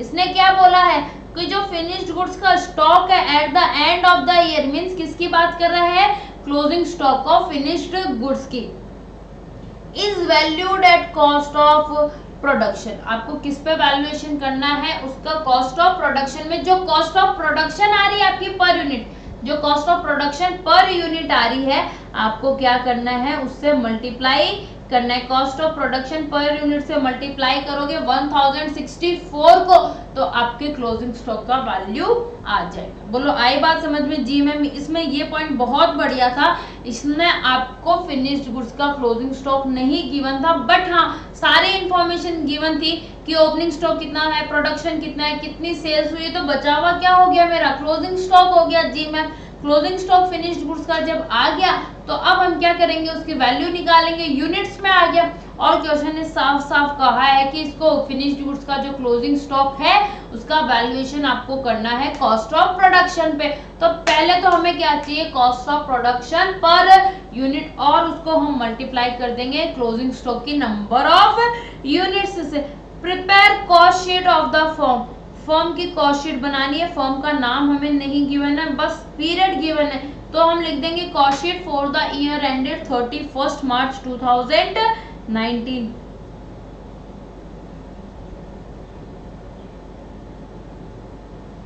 Cost sheet for the year ended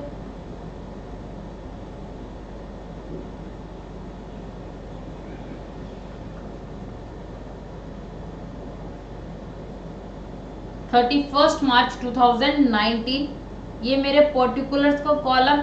इस बार बच्चों मैं कॉस्ट के दो कॉलम बना रही हूँ, एक बना रही हूँ टोटल कॉस्ट का,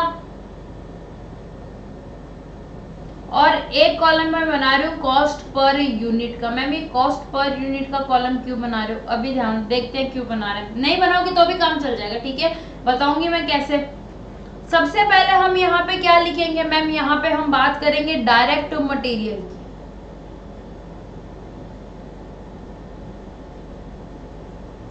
डायरेक्ट मटेरियल कंज्यूम्ड की बात करेंगे। अब डायरेक्ट मटेरियल कंज्यूम्ड में मेरे को बहुत सारी इंफॉर्मेशन गिवन थी। क्या क्या गिवन था, डायरेक्ट मटेरियल परचेज गिवन था, ओपनिंग स्टॉक गिवन था मटेरियल्स का, क्लोजिंग स्टॉक गिवन था। पहले क्लोजिंग स्टॉक से पहले जो आइटम्स ऐड करने हैं सारे वो लिख लेते हैं। फ्रेट इनवर्स गिवन था तो वो ऐड कर देंगे, माइनस क्या करेंगे ma'am, closing stock of raw material. Closing stock of raw material के साथ मेरे को सेल भी गिवन थी स्क्रैप की, sale of scrap of material.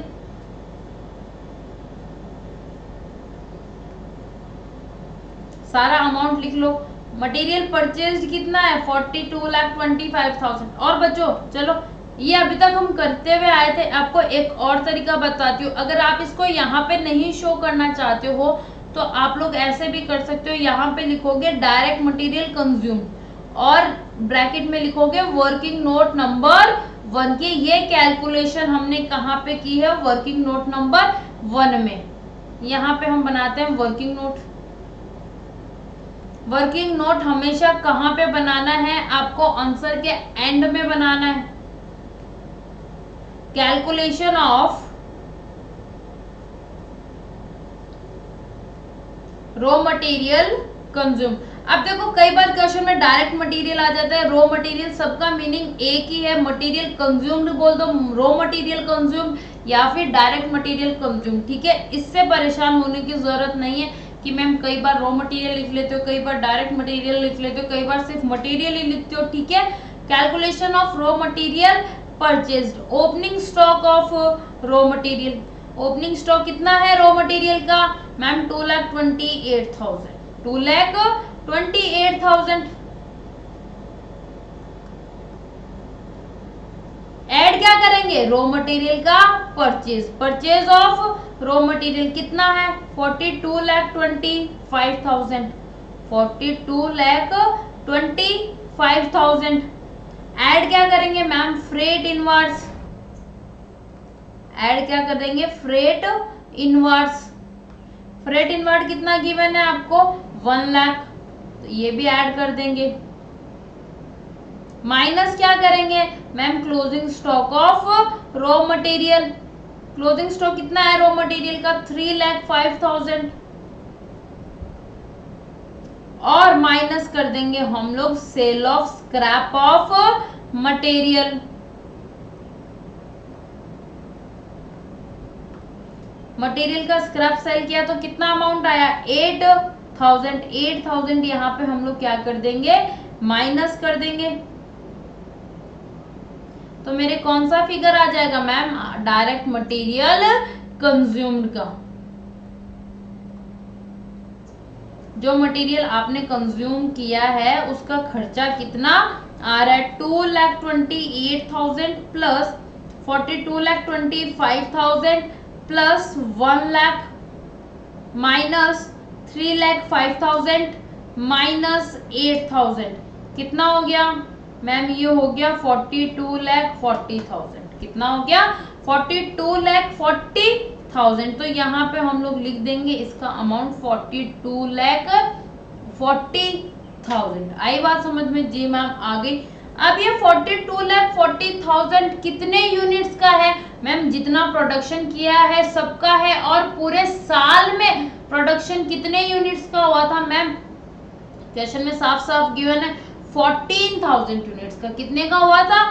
14,000 units का। तो हम क्या करेंगे? इसको 14,000 से डिवाइड कर देंगे और अमाउंट कितना आ जाएगा? 302.86 राउंड ऑफ करके पर यूनिट का कॉस्ट आ गया 302.86। जी मैम। डायरेक्ट मटेरियल के बाद डायरेक्ट वेजेस। डायरेक्ट वेजेस कितना है बच्चों?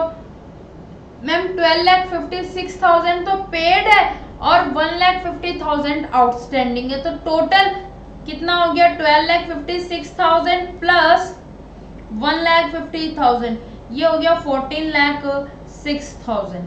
14,06,000 आपको अलग से बताना है। 12,56,000 प्लस 1,50,000। ठीक है, ब्रैकेट में शो कर देना। Okay ma'am. फिर डायरेक्ट एक्सपेंसेस का आपको अमाउंट कहीं भी नहीं गिवन है, तो ये क्या आ जाएगी आपकी? Prime cost. ये आ गई प्राइम कॉस्ट। कितनी आ रही है? 42,40,000 प्लस 14,06,000, ये आ गया 56,46,000। और पर यूनिट कितना आ गया? डिवाइडेड बाई 14,000 पर यूनिट आ गया 403.29। हमने डायरेक्ट वेजेस का पर यूनिट नहीं कैलकुलेट किया। 14,06,000 आपने कितने यूनिट्स का दिया? 14,000 का। तो पर यूनिट कितना हो गया मैम? ये हो गया 100.43। कितना हो गया? 100.43। और ये मेरा प्राइम कॉस्ट का भी अमाउंट आ गया। प्राइम कॉस्ट में क्या ऐड करेंगे मैम? Factory overheads. क्या ऐड करेंगे? Factory overheads. फैक्ट्री ओवरहेड्स कितना गिवन है बच्चों आपको? Ma'am 20% of prime cost. Prime cost कितनी है 56,46,000 तो इसका 20% कितना हो गया 56,46,000 का 20% कितना हो गया मैम 11,29,200 और इनको ऐड करने पे अमाउंट कितना आ जाएगा मैम ये आ रहा है 67,75,200 ये क्या आ गया मेरा ग्रॉस फैक्ट्री कॉस्ट क्या आ गया मेरा gross factory cost per unit भी कैलकुलेट करो 6775200 डिवाइडेड बाई 14,000 ये कितना आएगा 483.94 और फैक्ट्री ओवरहेड कितना आएगा पर यूनिट मैम ये आ रहा है 80.65 ठीक है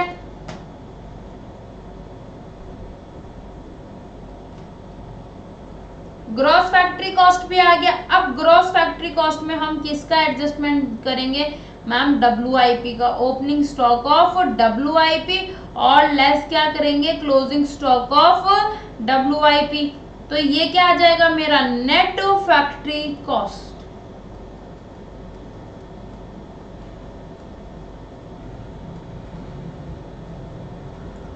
ओपनिंग स्टॉक ऑफ WIP कितना है बच्चों मैम 1,92,500 और ये है 1,40,700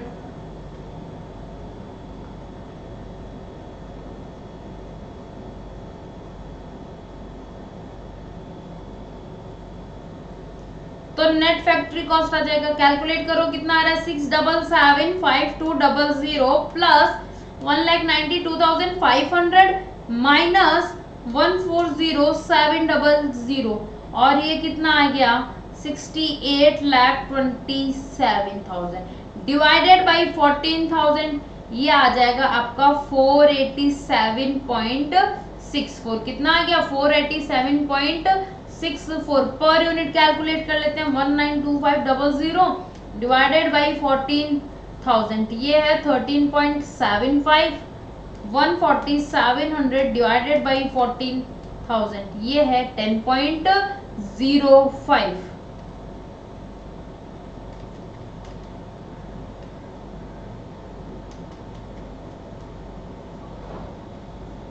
आ गया हमारा नेट फैक्ट्री कॉस्ट जी मैम नेट फैक्ट्री कॉस्ट भी आ गया यहाँ पे हमारा नेट फैक्ट्री कॉस्ट में क्या ऐड करेंगे मैम यहाँ पे हम ऐड करेंगे ऑफिस एंड एडमिनिस्ट्रेशन ओवरहेड्स किस नाम से गिवन है एडमिनिस्ट्रेटिव ओवरहेड्स कितना 1,73,000 administrative overheads is equal to 1,73,000 और ये क्या आ गई मेरी कॉस्ट ऑफ प्रोडक्शन ये क्या आ गई मेरी कॉस्ट ऑफ प्रोडक्शन कितनी आ रही है 68,27,000 प्लस 1,73,000 ये आ गया 70 लाख कॉस्ट ऑफ प्रोडक्शन कितना आ गया 70 लाख डिवाइडेड बाई 14,000 ये आ गया ma'am 500 cost of production per unit कितना आ गया आपका 500 एडमिनिस्ट्रेशन ओवरहेड कितना है 1,73,000 तो पर यूनिट कितना हो गया मैम पर यूनिट ये हो गया 12.36 कितना हो गया 12.36 ये आ गया मेरा कॉस्ट ऑफ प्रोडक्शन अब हमें इसमें क्या ऐड करना होता है मैम इसमें हमें ऐड करना होता है opening stock of finished goods और हम लेस करते हैं closing stock of finished goods अब opening stock of finished goods तो आपको गिवन है कितना 6,08,500 बट बच्चों फिनिश्ड गुड्स के क्लोजिंग स्टॉक के लिए आपको क्या बोला हुआ है ना तो आपको यूनिट्स गिवन है ना ही आपको उसके वैल्यू पता है तो पहले तो हमें क्या कैलकुलेट करना पड़ेगा फिनिश्ड गुड्स की यूनिट कहाँ पे शो करेंगे हम इसको वर्किंग नोट नंबर 2 में calculation of finished goods calculation of closing stock of finished goods ठीक है। फिनिश्ड गुड्स का क्लोजिंग स्टॉक कैलकुलेट करते हैं, पहले कैलकुलेट करते हैं इन टर्म्स ऑफ यूनिट्स। कैसे आएगा closing stock of finished goods? Ma'am जितना ओपनिंग स्टॉक था, ओपनिंग स्टॉक यूनिट्स में प्लस प्रोडक्शन की यूनिट्स, तो ये हमारे पास क्या आ गई थी? यूनिट्स अवेलेबल फॉर सेल, इसमें से हमने क्या माइनस कर दिया था? Sale units. Opening stock given थी आपको 1217 यूनिट्स, प्लस प्रोडक्शन भी गिवन था कितना? 14,000, और सेल्स भी आपको गिवन था बच्चों कितना? 14,153। तो हमारा क्लोजिंग स्टॉक कितना आ गया था?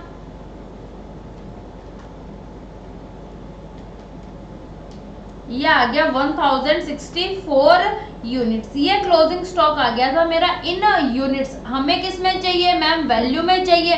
तो अगर मैं वैल्यू की बात करूं तो क्वेश्चन ने साफ साफ कहा था कि फिनिश्ड गुड्स के क्लोजिंग स्टॉक को आपको वैल्यू करना है कॉस्ट ऑफ प्रोडक्शन पे। तो 1064 यूनिट्स को मैं यहाँ पे मल्टीप्लाई करूंगी 500 रुपीज से। Cost of production per unit, मेरे एक यूनिट को बनाने का खर्चा कितना आया था मैम? 500 रुपए। तो ये जो 1064 है इनकी वैल्यू कितनी हो गई मैम? 1064 मल्टीप्लाई बाई 500, और ये हो गया 5,32,000। अब बच्चा इस क्वेश्चन में गलती क्या करता है? वो सोचता है कि फिनिश्ड गुड्स का क्लोजिंग स्टॉक क्वेश्चन में गिवन ही नहीं है, तो वो डायरेक्ट क्या करता है? COP add opening stock of finished goods और COGS आ जाएगा। नहीं बच्चों, क्लोजिंग स्टॉक यहाँ पे आपको कैलकुलेट करना है। ये पॉइंट जो था क्वेश्चन का सबसे अच्छा पॉइंट था, और क्लोजिंग स्टॉक का हमारे पास अमाउंट कितना आ गया? 5,32,000। 5,32,000।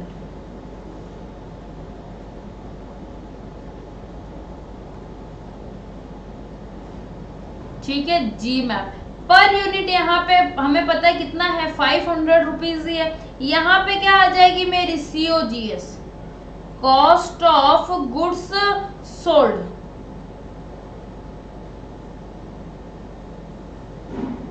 कितनी आ रही है बच्चों? 70 लाख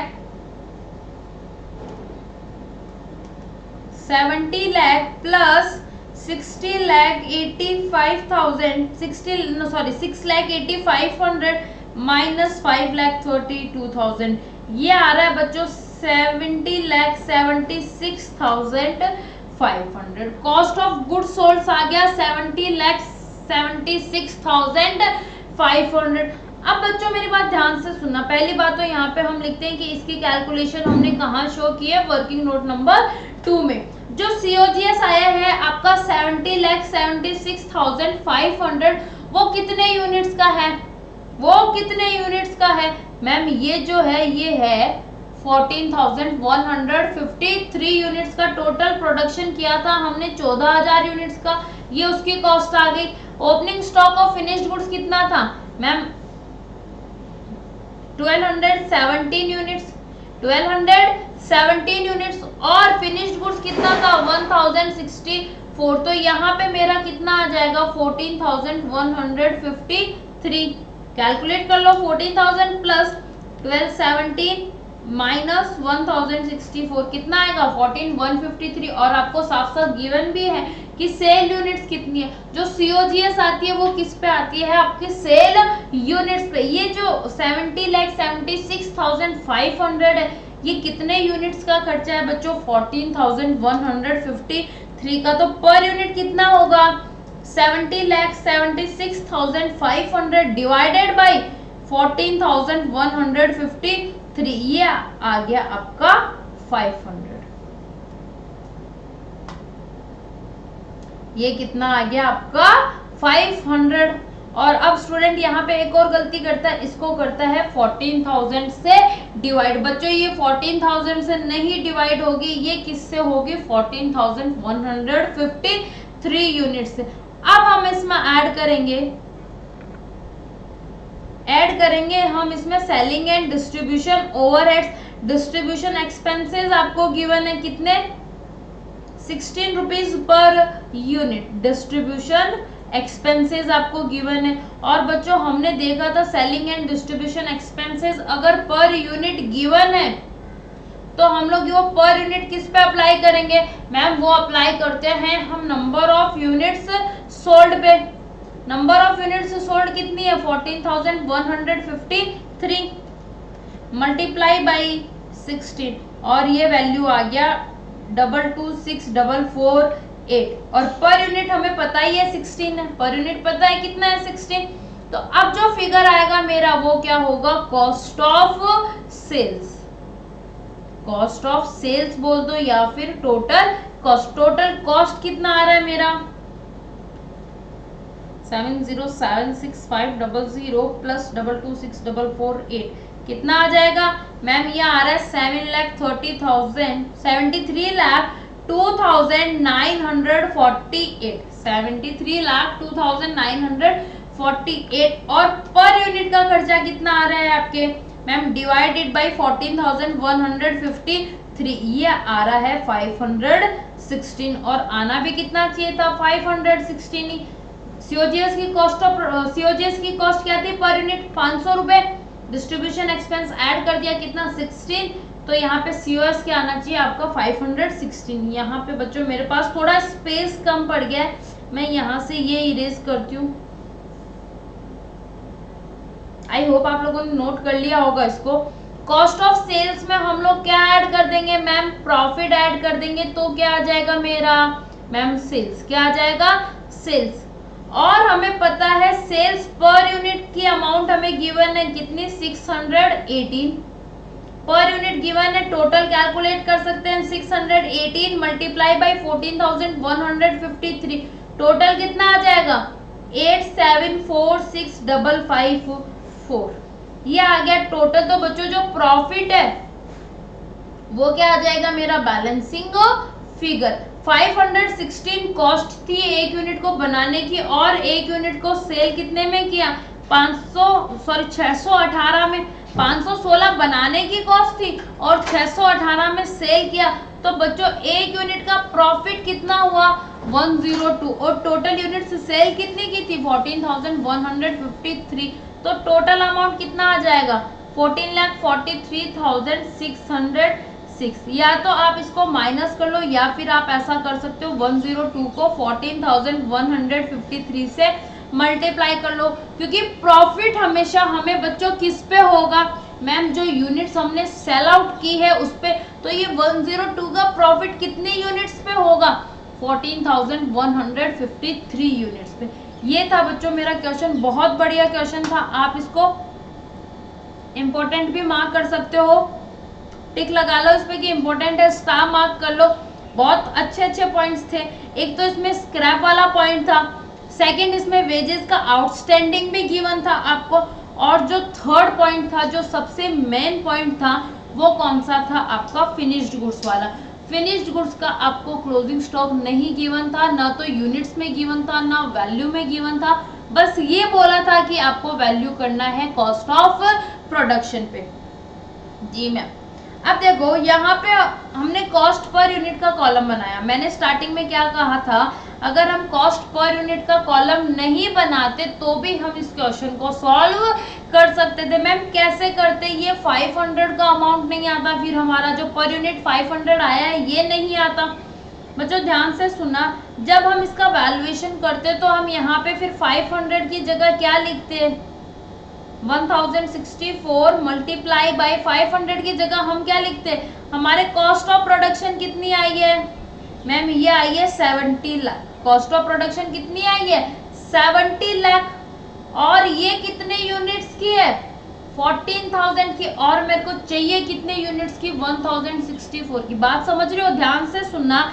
मेरी टोटल कॉस्ट ऑफ प्रोडक्शन कितनी आई है 70 लाख की, और ये कितने यूनिट्स की है, प्रोडक्शन कितने यूनिट्स का हुआ 14,000 का, और तो 70 लाख को मैं 14,000 से डिवाइड करूंगी तो क्या आ जाएगी cost of production per unit, और हमें चाहिए कितने यूनिट्स की 1064 की, तो यहाँ पे क्या आ जाएगा मेरा 5,32,000।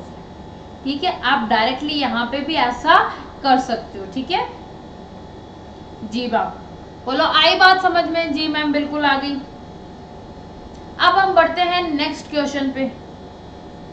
अगर आप यहाँ पे आपसे देखो कॉस्ट पर यूनिट नहीं पूछा, अगर पूछता कि कॉस्ट शीट बनाओ जिसमें टोटल कॉस्ट भी शो करनी है as well as cost per unit भी शो करनी है, तो हम ये कॉलम बनाते, बट नहीं पूछा हुआ तो आपके लिए ऑप्शनल है, आप चाहो तो इसको बना सकते हो, नहीं चाहो तो आप रहने देना। आप डायरेक्ट वर्किंग नोट में ही इसकी कैलकुलेशन शो कर देना, ठीक है? जी मैम बिल्कुल।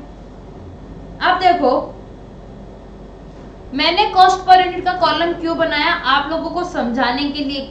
यहाँ पे जो कॉस्ट ऑफ, यहाँ तक हमने किया कॉस्ट ऑफ प्रोडक्शन तक, ये 14,000 यूनिट्स का कैलकुलेशन था। जब हम सीओजीएस पे आ गए तो बच्चों यहाँ पे जब हम कॉस्ट पर यूनिट कैलकुलेट करेंगे तो इस बार हम लोग 14,000 यूनिट्स की जगह किससे डिवाइड करेंगे? 14,153 यूनिट्स से। उसका रीजन क्या है? क्योंकि मैम जो सीओजीएस आती है वो आती है गुड्स सोल्ड की। किसकी आती है? जो गुड्स हम सेल करेंगे उनके कितने सेल किए थे? 14,153। तो यहाँ पे हम इसको डिवाइड करेंगे 14,153 से, और यहाँ तक हम डिवाइड कर रहे थे 14,000 से। बोलो क्लियर है? जी मैम। अब बढ़ते हैं हम लोग नेक्स्ट क्वेश्चन की तरफ। Question number 9। The following figures were extracted from the trial balance of a company as on 31st December। 31st दिसंबर का आपको इंफॉर्मेशन गिवन है। देखो बच्चों इस क्वेश्चन में क्या है, अब तक हमने जितने भी क्वेश्चन किए थे हमें डायरेक्ट फैक्ट्री ओवरहेड्स का amount, office and administration overheads का और सेलिंग एंड डिस्ट्रीब्यूशन ओवरहेड्स का डायरेक्ट अमाउंट गिवन होता था कि इतना इतना है। बट इस क्वेश्चन में इस बार हमें डायरेक्टली नहीं बताया हुआ कि फैक्ट्री ओवरहेड्स का अमाउंट इतना है, ऑफिस एंड एडमिनिस्ट्रेशन ओवरहेड्स का अमाउंट इतना है और सेलिंग एंड डिस्ट्रीब्यूशन ओवरहेड्स का अमाउंट इतना। हमें क्या करना है इस क्वेश्चन में? कैलकुलेट करना पड़ेगा। फैक्ट्री के अंदर जितने भी खर्चे हो रहे हैं उन सबको अलग अलग बताया हुआ है, तो अगर हम उनको टोटल कर लेंगे तो हमारे पास क्या आ जाएगा मैम? फैक्ट्री ओवरहेड्स का अमाउंट। ऐसे ही हम बाकी दो ओवरहेड्स का अमाउंट भी कैलकुलेट करेंगे। इस बार हमें अलग अलग एक्सपेंसेस बताए हुए हैं, हमें उनको टोटल करके तीनों ओवरहेड्स का अमाउंट कैलकुलेट करना है। Okay ma'am. ये 31 दिसंबर को आपको डिटेल्स गिवन थी, ट्रायल बैलेंस था 31 दिसंबर का। ये आपको इन्वेंट्री का स्टॉक बताया हुआ है, रॉ मटेरियल, WIP और फिनिश्ड गुड्स। मींस ये क्या है आपका? Closing stock of inventories. Office appliances, plant and machinery, buildings, ये क्या है मैम? ये तो फिक्स्ड एसेट्स है, और फिक्स्ड एसेट्स को कभी भी हम हमारे कॉस्ट अकाउंट्स में नहीं लेंगे, तो यहाँ पे हम इनको क्या करेंगे? इग्नोर। ये हमारे कॉस्ट अकाउंट्स का पार्ट नहीं बनेंगे। मैम इनका डेप्रिसिएशन पार्ट बनेगा। जी बच्चों बिल्कुल, इनका डेप्रिसिएशन हमारे कॉस्ट का पार्ट बनेगा।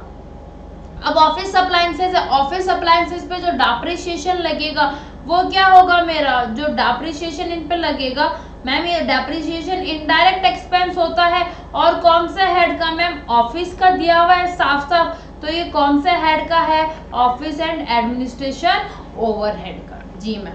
Plant and machinery, ma'am plant and machinery factory में होती है, तो इसका जो डेप्रिसिएशन आएगा वो भी क्या है? इनडायरेक्ट एक्सपेंस है, और किसका? फैक्ट्री ओवरहेड का। ठीक है मैम। बिल्डिंग्स, अब बच्चों नहीं बताया हुआ कि फैक्ट्री की बिल्डिंग की बात कर रहा है, ऑफिस की बिल्डिंग की बात कर रहा है, या फिर सेल्स वाले डिपार्टमेंट की बिल्डिंग की बात कर रहा है। आगे क्वेश्चन में कहीं ना कहीं बताएगा, तो हम वेट करते हैं उसका। आपको सेल्स और सेल्स रिटर्न गिवन है। 7,68,000 की सेल की थी, जिसमें से 14,000 का कस्टमर्स ने आपको रिटर्न कर दिया, तो हमें हमारी नेट सेल्स कितनी हुई बच्चों? हमें हमेशा क्या चाहिए? नेट सेल्स ही चाहिए। जो रिटर्न हो गया उस पर तो हम प्रॉफिट अर्न ही नहीं कर पाएंगे, तो जितना हमने नेट सेल किया है सिर्फ हमें वही फिगर लेना है। मैम 7,68,000 माइनस 14,000, ये कितना आ जाएगा? 7,54,000। ये नेट सेल्स हम लोग कंसिडर करेंगे। फिर मटेरियल की इंफॉर्मेशन गिवन है। परचेज्ड कितना है? 3,20,000। फ्रेट गिवन है 16,000, लाने का खर्चा। परचेज रिटर्न भी गिवन है, जो आया मटेरियल उसमें से हमने कुछ वापस भी रिटर्न कर दिया, तो इस जो परचेज रिटर्न होता है हमने लास्ट क्लास में डिस्कस किया था कि उसको हम लोग क्या कर देंगे? माइनस कर देंगे। ठीक है, ये मटेरियल की इंफॉर्मेशन थी आपके। फिर दिया हुआ है आपको डायरेक्ट लेबर का अमाउंट, डायरेक्ट वेजेस भी आपको गिवन है 1,60,000। फिर इनडायरेक्ट लेबर, अब मैम इनडायरेक्ट लेबर तो है नहीं बताया हुआ, फैक्ट्री ओवरहेड है, ऑफिस एंड एडमिनिस्ट्रेशन ओवरहेड है, या सेल्स एंड डिस्ट्रीब्यूशन, क्या हम इसको कहीं भी लेके जा सकते हैं? नहीं बच्चों, अगर देखो इनडायरेक्ट मटेरियल और इनडायरेक्ट लेबर आपको सिर्फ इतना गिवन है क्वेश्चन में कि इनडायरेक्ट मटेरियल का अमाउंट इतना है, इनडायरेक्ट लेबर का इतना, तो आप हमेशा उसको अज्यूम करके चलोगे कि ये फैक्ट्री ओवरहेड का ही है, किसी और डिपार्टमेंट, किसी और डिवीजन का आपको कंसिडर नहीं करना है। ये जो इनडायरेक्ट लेबर है आपका, ये किसका है? फैक्ट्री ओवरहेड का। ठीक है मैम, ये फैक्ट्री ओवरहेड का हो गया। फैक्ट्री सुपरविजन, ये फैक्ट्री का खर्चा साफ साफ कहाँ चला जाएगा? फैक्ट्री ओवरहेड में। फैक्ट्री रिपेयर्स एंड अपकीप, ये भी फैक्ट्री का खर्चा कहाँ चला जाएगा? फैक्ट्री ओवरहेड में। हीट लाइट एंड पावर, अब हीट लाइट एंड पावर तो हर जगह कंज्यूम होगा, फैक्ट्री में भी, ऑफिस में भी, सेलिंग में भी, क्वेश्चन ने बताया हुआ होगा, आगे देखते हैं, वेट करते हैं। रेट एंड टैक्सेस का भी क्वेश्चन है, आगे आपको इंफॉर्मेशन गिवन है। मिसलेनियस फैक्ट्री एक्सपेंसेस, ये फैक्ट्री एक्सपेंसेस है तो कहाँ चले जाएंगे मैम? फैक्ट्री ओवरहेड में। Sales commission, sales travelling, sales promotion, sales से रिलेटेड जितने भी खर्चे हैं बच्चों कहाँ जाएंगे मैम? सेलिंग एंड डिस्ट्रीब्यूशन में। कहाँ जाएंगे? सेलिंग एंड डिस्ट्रीब्यूशन में। Distribution department, salaries and wages, distribution से भी रिलेटेड जो खर्चा है वो कहाँ जाएगा मेरा? सेलिंग एंड डिस्ट्रीब्यूशन में। ऑफिस सैलरीज, ऑफिस से रिलेटेड जो खर्चा है वो कहाँ जाएगा ma'am? Office and administration overhead में। इंटरेस्ट ऑन बोरोड फंड्स, अब देखो वो जो बात हमने लेक्चर के स्टार्टिंग में की थी वो यहाँ पे आ गई। इंटरेस्ट ऑन बोरोड फंड्स 2000, हमने फंड्स बोरो किए थे और उस पर हमने क्या कर दी? कॉस्ट पे कर दी। तो ये प्योरली फाइनेंशियल नेचर का है, हम इसको इग्नोर करेंगे, इसको हम लोग क्या करेंगे? इग्नोर कर देंगे, हमारे कॉस्ट शीट का पार्ट हम इसको नहीं बनाएंगे। जी ma'am. Further details are given as follows, कुछ और भी इंफॉर्मेशन आपको यहाँ पे गिवन है बच्चों। क्या क्या? क्लोजिंग इन्वेंट्रीज गिवन है, मटेरियल कितना है? 1,80,000, WIP 1,92,000 एंड फिनिश्ड गुड्स 1,15,000, ये आपको गिवन है क्लोजिंग इन्वेंट्रीज। क्या गिवन है? Closing inventories. बच्चों क्लोजिंग इन्वेंट्रीज आपको गिवन है, मटेरियल का WIP, फिनिश्ड गुड्स। मैम हमें स्टार्टिंग में भी इन्वेंट्रीज गिवन थी बच्चों, ये जो इन्वेंट्रीज है आपके ये कौन सी है? Opening stock. हमें नीचे क्लोजिंग दी हुई है तो ये वाली कौन सी है? ओपनिंग। अगर हमें नहीं कुछ भी नहीं दिया हुआ होता तो हम लोग क्या मानते? ये जो इन्वेंट्रीज है ये क्या है? क्लोजिंग। बट इसने बोला है कि क्लोजिंग इन्वेंट्रीज तो ये है, तो जो हमें स्टार्ट गिवन थी ट्रायल बैलेंस में वो क्या है? हमारी ओपनिंग इन्वेंट्रीज। अक्रूड, अक्रूड का मतलब आपका आउटस्टैंडिंग, अभी तक पे नहीं किया है। Outstanding expenses are direct labour 8,000, indirect labour 1200 और इंटरेस्ट आपको दे दिया 2000। देखो इंटरेस्ट की बात तो हम करेंगे नहीं, अक्रूड इंटरेस्ट दिया हुआ है, जब इंटरेस्ट ही इग्नोर कर दिया तो अक्रूड इंटरेस्ट को भी हम लोग क्या कर देंगे? कॉस्ट शीट में इग्नोर कर देंगे। डायरेक्ट लेबर अक्रूड 8,000 है तो ये कहाँ पे ऐड हो जाएगा? डायरेक्ट लेबर की अमाउंट में। इनडायरेक्ट लेबर कितना गिवन है आपको? 1200, ये कहाँ पे ऐड हो जाएगा? इनडायरेक्ट लेबर वाली अमाउंट में। जी मैम ठीक है। Depreciation should be provided as 5% on office appliances. अब देखो डेप्रिसिएशन के लिए आपको बता दिया कितना कितना परसेंट डेप्रिसिएशन है, बोल रहा है ऑफिस अप्लायंसेस पे आपको डेप्रिसिएशन लगाना है 5%, मशीनरी पे लगाना है 10% एंड बिल्डिंग्स पे लगाना है आपको 4%। कितना? देखो डेप्रिसिएशन बता दिया, ऑफिस अप्लायंसेस का 5%, मशीनरी का 10% और बिल्डिंग्स का 4%। ठीक है मैम, हमें पता था ऑफिस अप्लायंसेस, मशीनरी और बिल्डिंग्स हमारे फिक्स्ड एसेट्स हैं तो इनको तो हम कंसिडर नहीं करेंगे। कॉस्ट अकाउंट्स में सिर्फ और सिर्फ हम क्या लेंगे? इनका डेप्रिसिएशन, और यहाँ पे डेप्रिसिएशन का रेट भी आपको प्रोवाइडेड है तो डेप्रिसिएशन की अमाउंट आप कैलकुलेट कर लोगे। Heat, light and power are to be distributed in the ratio of 8:1:1 among factory, office and distribution। किसके लिए बोला बच्चों इसने? हीट, लाइट और पावर के लिए। देखो हम जब क्वेश्चन पढ़ रहे थे तो हमारे सामने ये फिगर आया था हीट, लाइट एंड पावर का, उस टाइम हमें समझ नहीं आया था कि इसको फैक्ट्री में लेके जाएं और ऑफिस एंड एडमिनिस्ट्रेशन में या सेलिंग एंड डिस्ट्रीब्यूशन, इसने साफ साफ बोल दिया कि जो टोटल 65,000 का हीट लाइट एंड पावर का खर्चा है, उस 65,000 को आपको तीनों में लेके जाना है, फैक्ट्री, ऑफिस और सेलिंग एंड डिस्ट्रीब्यूशन ओवरहेड में। और किस रेशियो में? 8:1:1। तो 65,000 की 3 पार्ट्स करने हैं, 8/10 आपको लेके जाना है फैक्ट्री में, 1/10 ऑफिस एंड एडमिनिस्ट्रेशन में, और सेलिंग एंड डिस्ट्रीब्यूशन में कितना जाएगा? 1/10 पोर्शन। ठीक है, यहाँ पे 6500 और ये कितना आ गया? 6500 मल्टीप्लाई बाई 8, 52,000। जो टोटल 65,000 का खर्चा है हीट लाइट एंड पावर का, फैक्ट्री ओवरहेड्स में जाएगा 52,000, ऑफिस एंड एडमिनिस्ट्रेशन में कितना जाएगा? 6500, और सेलिंग एंड डिस्ट्रीब्यूशन ओवरहेड में कितना जाएगा मैम? 6500। ठीक है, rate and taxes apply as 2/3 to the factory and 1/3 to the office. जो हीट लाइट एंड पावर के बाद जो रेट्स एंड टैक्सेस का खर्चा था बच्चों 6300 का, बोल रहा है 2/3 तो बिलोंग करता है फैक्ट्री से और 1/3 बिलोंग करता है ऑफिस से। सेल्स वाले की बात नहीं कर रहा, तो हम सेलिंग एंड डिस्ट्रीब्यूशन में रेट और टैक्सेस नहीं आएगा।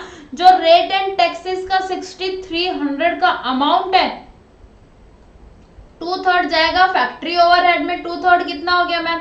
ये हो गया बच्चों आपका 4200। कितना हो गया? 4200। और 1/3 कहाँ जाएगा? ऑफिस एंड एडमिनिस्ट्रेशन ओवरहेड में। कितना मैम? 2100।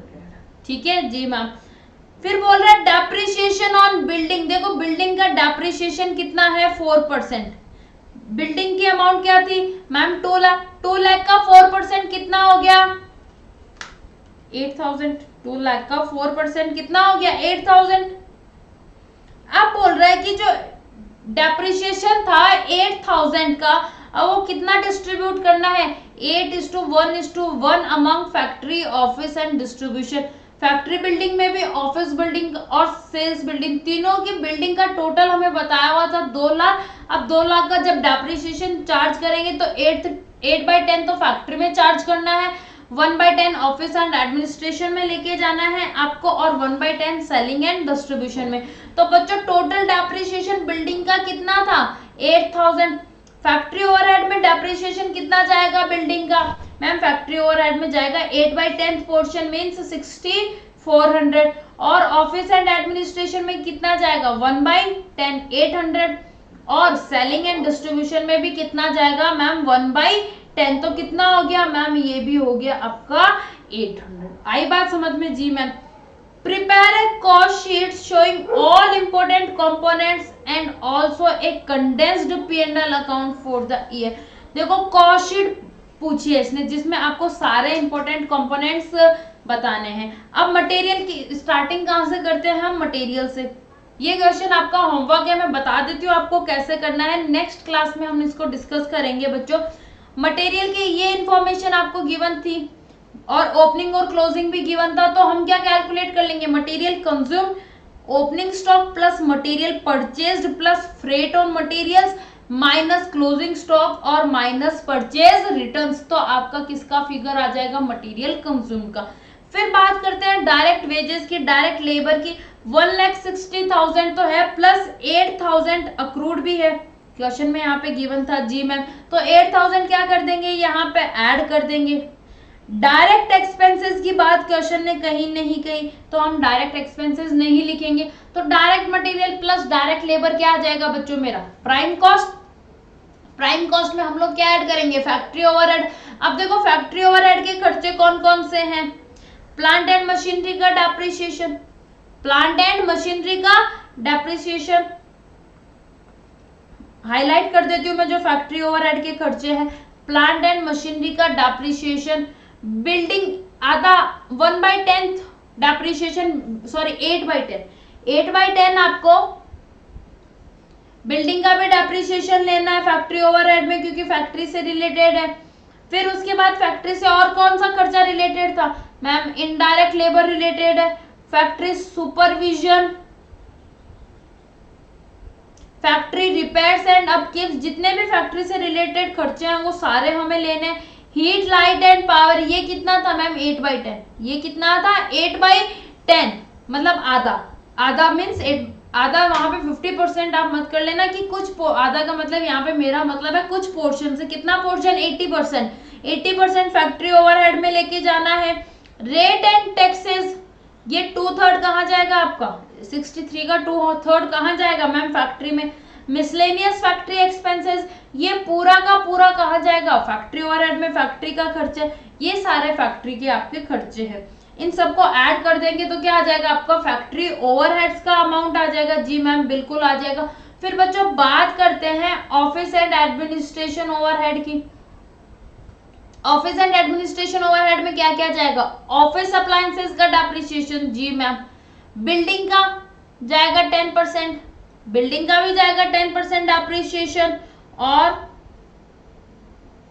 कौन सा खर्चा था ma'am, heat light and power, इसका भी जाएगा आपका 10% जी, और रेट्स एंड टैक्सेस भी जाएगा कितना 1/3, और ऑफिस सैलरीज, ये सारे खर्चे आपके किस में जाएंगे, ऑफिस एंड एडमिनिस्ट्रेशन ओवरहेड में।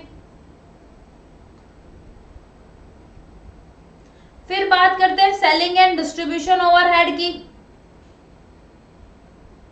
सेलिंग एंड डिस्ट्रीब्यूशन में बिल्डिंग का डेप्रिसिएशन जाएगा कितना 10%, बिल्डिंग का डेप्रिसिएशन जाएगा 10%, और कौन सा खर्चा बच गया हमारा, और 4 खर्चे और गिवन थे बच्चों आपको, sales commission, sales travelling, sales promotion, distribution department, salaries and wages, ये खर्चे भी कहाँ जाएंगे आपके मैम, सेलिंग एंड डिस्ट्रीब्यूशन से रिलेटेड है तो सेलिंग एंड डिस्ट्रीब्यूशन ओवरहेड में जाएंगे। और जो हीट लाइट एंड पावर है वो भी 10% कहाँ जाएगा मैम, ये भी 10% जाएगा सेलिंग एंड डिस्ट्रीब्यूशन ओवरहेड में।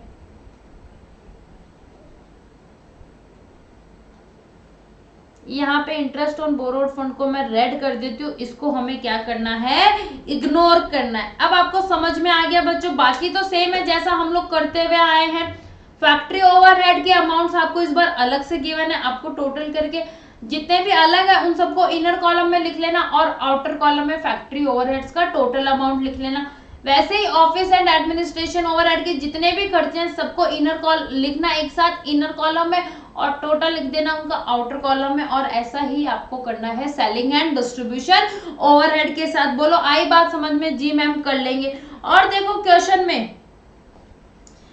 में आपसे एक पार्ट और पूछा था कि प्रिपेयर कंडेंस्ड P&L अकाउंट, आपको P&L अकाउंट भी पूछा था फॉर द ईयर, ये हम नेक्स्ट क्लास में करेंगे। पहले आप कॉस्ट कैलकुलेट करके आओ, आपको कंडेंस्ड P&L नहीं बनाना है, ये हम बनाएंगे, नेक्स्ट क्लास में बनाएंगे।